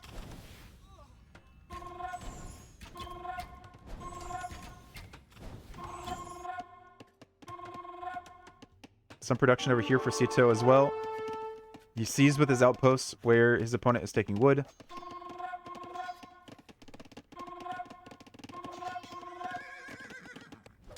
Too bad the lightest can't, or sorry, the Winged Hussar can't make use of all the relics. Though I'm very glad for my own sake in many of my games where my opponent was able to collect relics. Imagine if it actually affected Winged Hussar.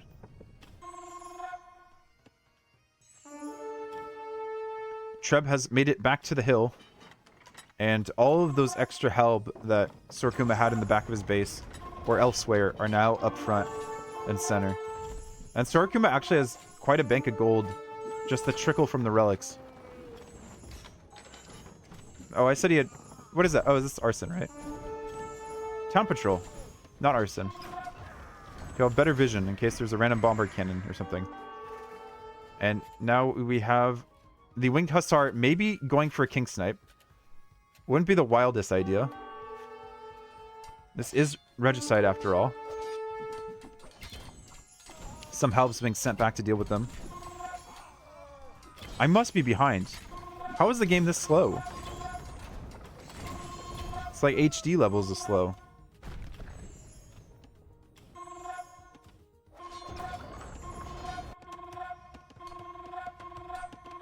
Range is also being set up. Where? I guess Sora Kuma is just cleaning up the military with his own military. As Sitaux sends out his raids. But 2 Trebs now for Sora Kuma. Doesn't replace the elephants, but doesn't necessarily need to. Can keep some gold in the bank. Hussars are back in Sitau's base. Can't really do much against the Halbs. Either player wanting to give up in Game 5. Hour in.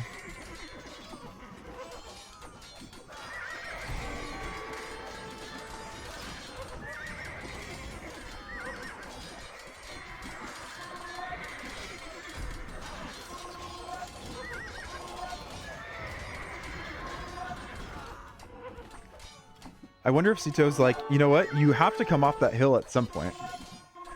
My economy's not there. Unless that's the last 2 forests that are in the game.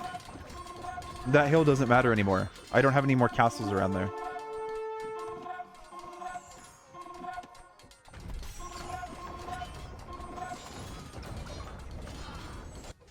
Sitau sending more raids out, and Sora Kuma abandoning those wood lines. These 2 skirms still fighting away at this mining camp. They're almost half. Oh, they are halfway done. Well done, skirms.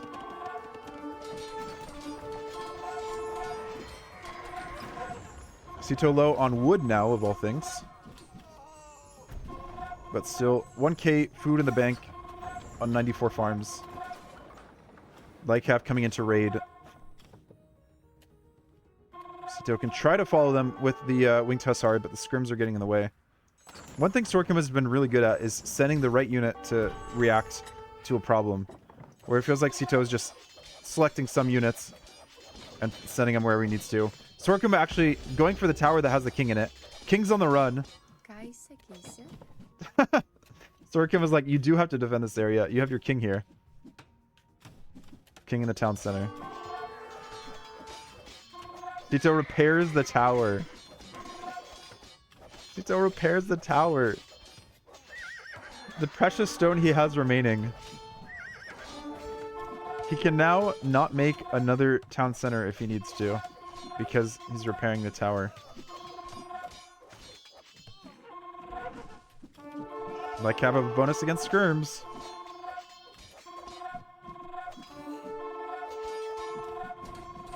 Yeah, I don't see Sitau winning this. He keeps producing, but he can't take out the elephant archers. They're off the hill, but he just can't get enough skirms to do enough damage. I don't think Bohemians was any better. I think just Bengalis are so strong on Fortress that you might need to ban them.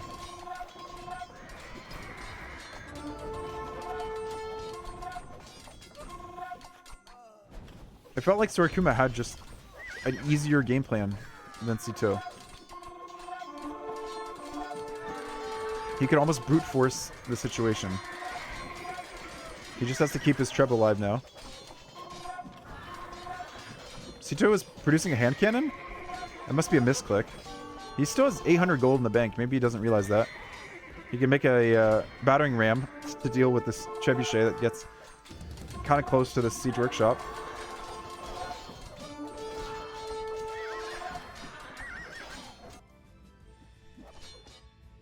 Scrims out for Sitau over here. I guess trying to stop these farms being accessed. Katie strongly in favor of Sora Kuma.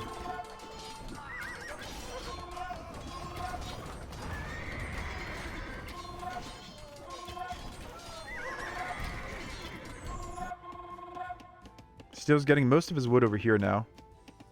It feels like his raids aren't really that effective, or haven't been that effective.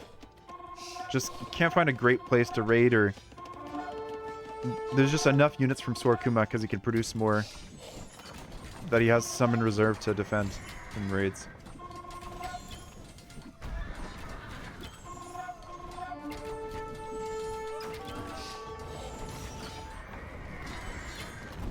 What's up, Janissary? Yes, indeed, long time no see.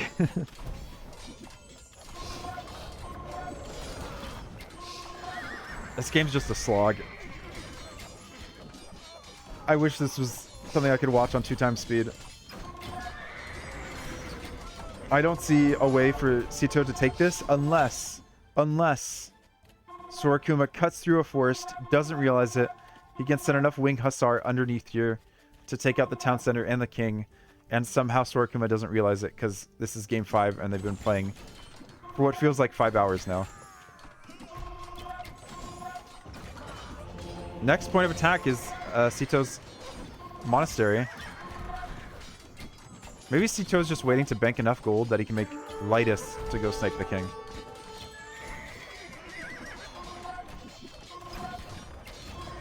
More elephant archers being produced now for Sora Kuma. He's comfortable with this unit composition. Sitau trying to build more barracks. That's being denied. Yeah.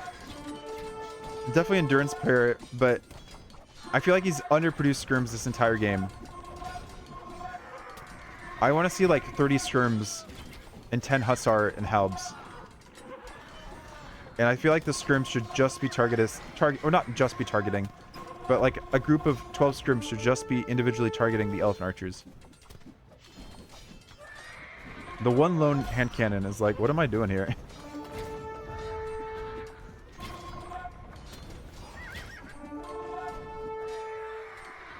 What's up, Jack? Howdy, howdy.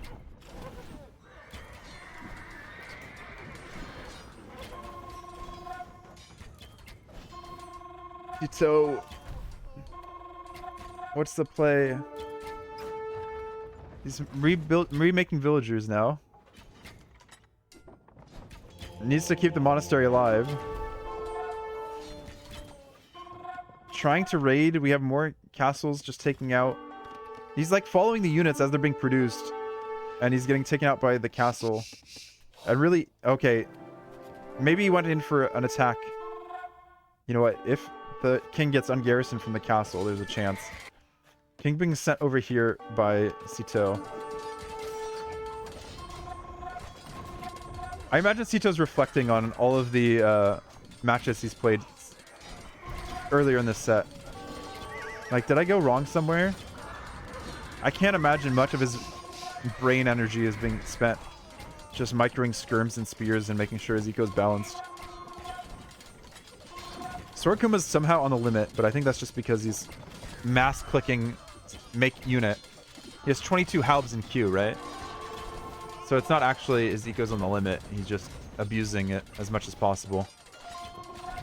Relics are out and about. King for Sitaux is just in this corner over here. And he's making a few Lightus. Skirms?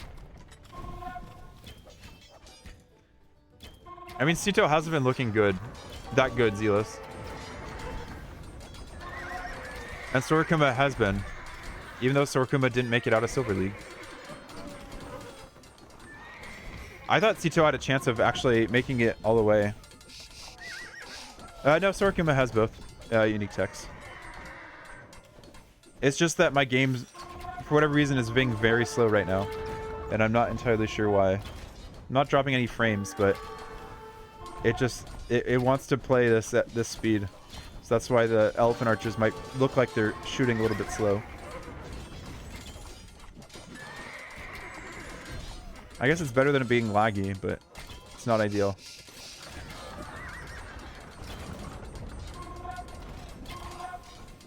Latest.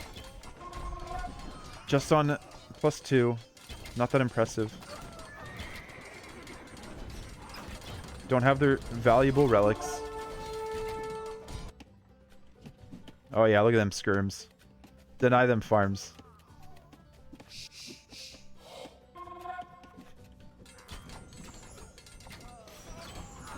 Fervor coming in for the monks, I guess, so they can keep up with the elephant archers they're trying to heal. And Sitau's going for his own monks to try to heal his skirms. You know what? Monks to convert the elephant archers might have been a solid play like 30 minutes ago. Bengali elephant archers, of course, do resist conversion. But still a solid choice.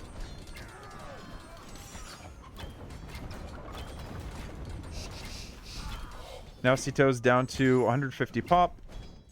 Can't produce fast enough. He's kind of split down the middle in terms of his production. Has all his stables over here. So his hussar gets sniped one by one. Even have light cav raiding over here. We'll soon find this lumber camp on the edge of the map. Sitaux needs the king snipe. That's his only saving grace. That and he's slowly collecting these relics, I guess, but they're right underneath the elephant archers now.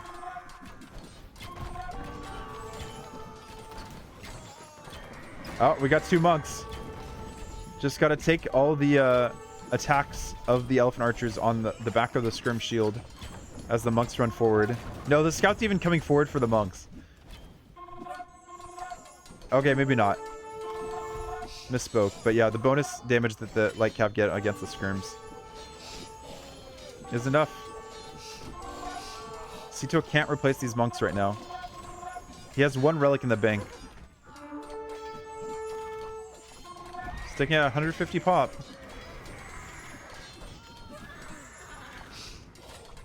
And Sora Kuma is down to 22 elephants with 500 gold in the bank. Oh, we have... I mean, just take his relics away. There we go. He'll give up if he doesn't have his relics. GG. I think you have to ban Bengalis. GG. I think you have to ban Bengalis. Well done to Sora Kuma.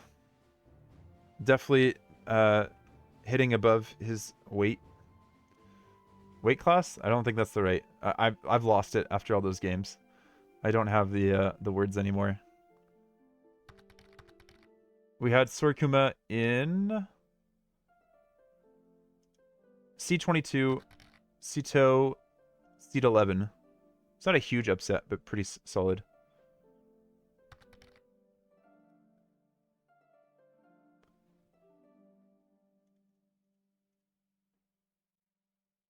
Yeah, exactly. Relic Heist is what you need to defeat a Lithuanian player.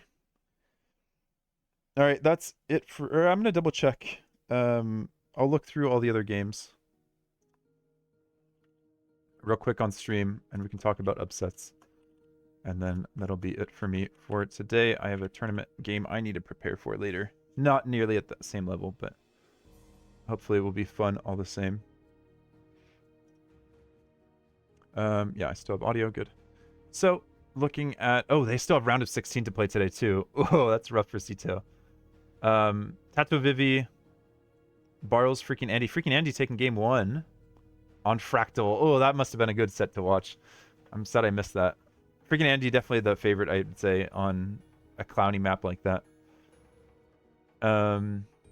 Sebastian Kingston, definitely favors Sebastian in that matchup. Doubt Mihai. Mihai actually taking a game on Land Madness. Why would you pick Portuguese on Land Madness? I guess Portuguese CA do have a discount, albeit small. Yo Dark, I definitely favor Yo.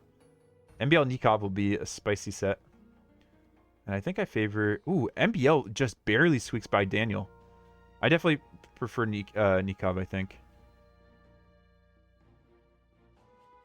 Yeah, Daniel for taking first 2, and MBL really having to spend a lot of energy getting back on that.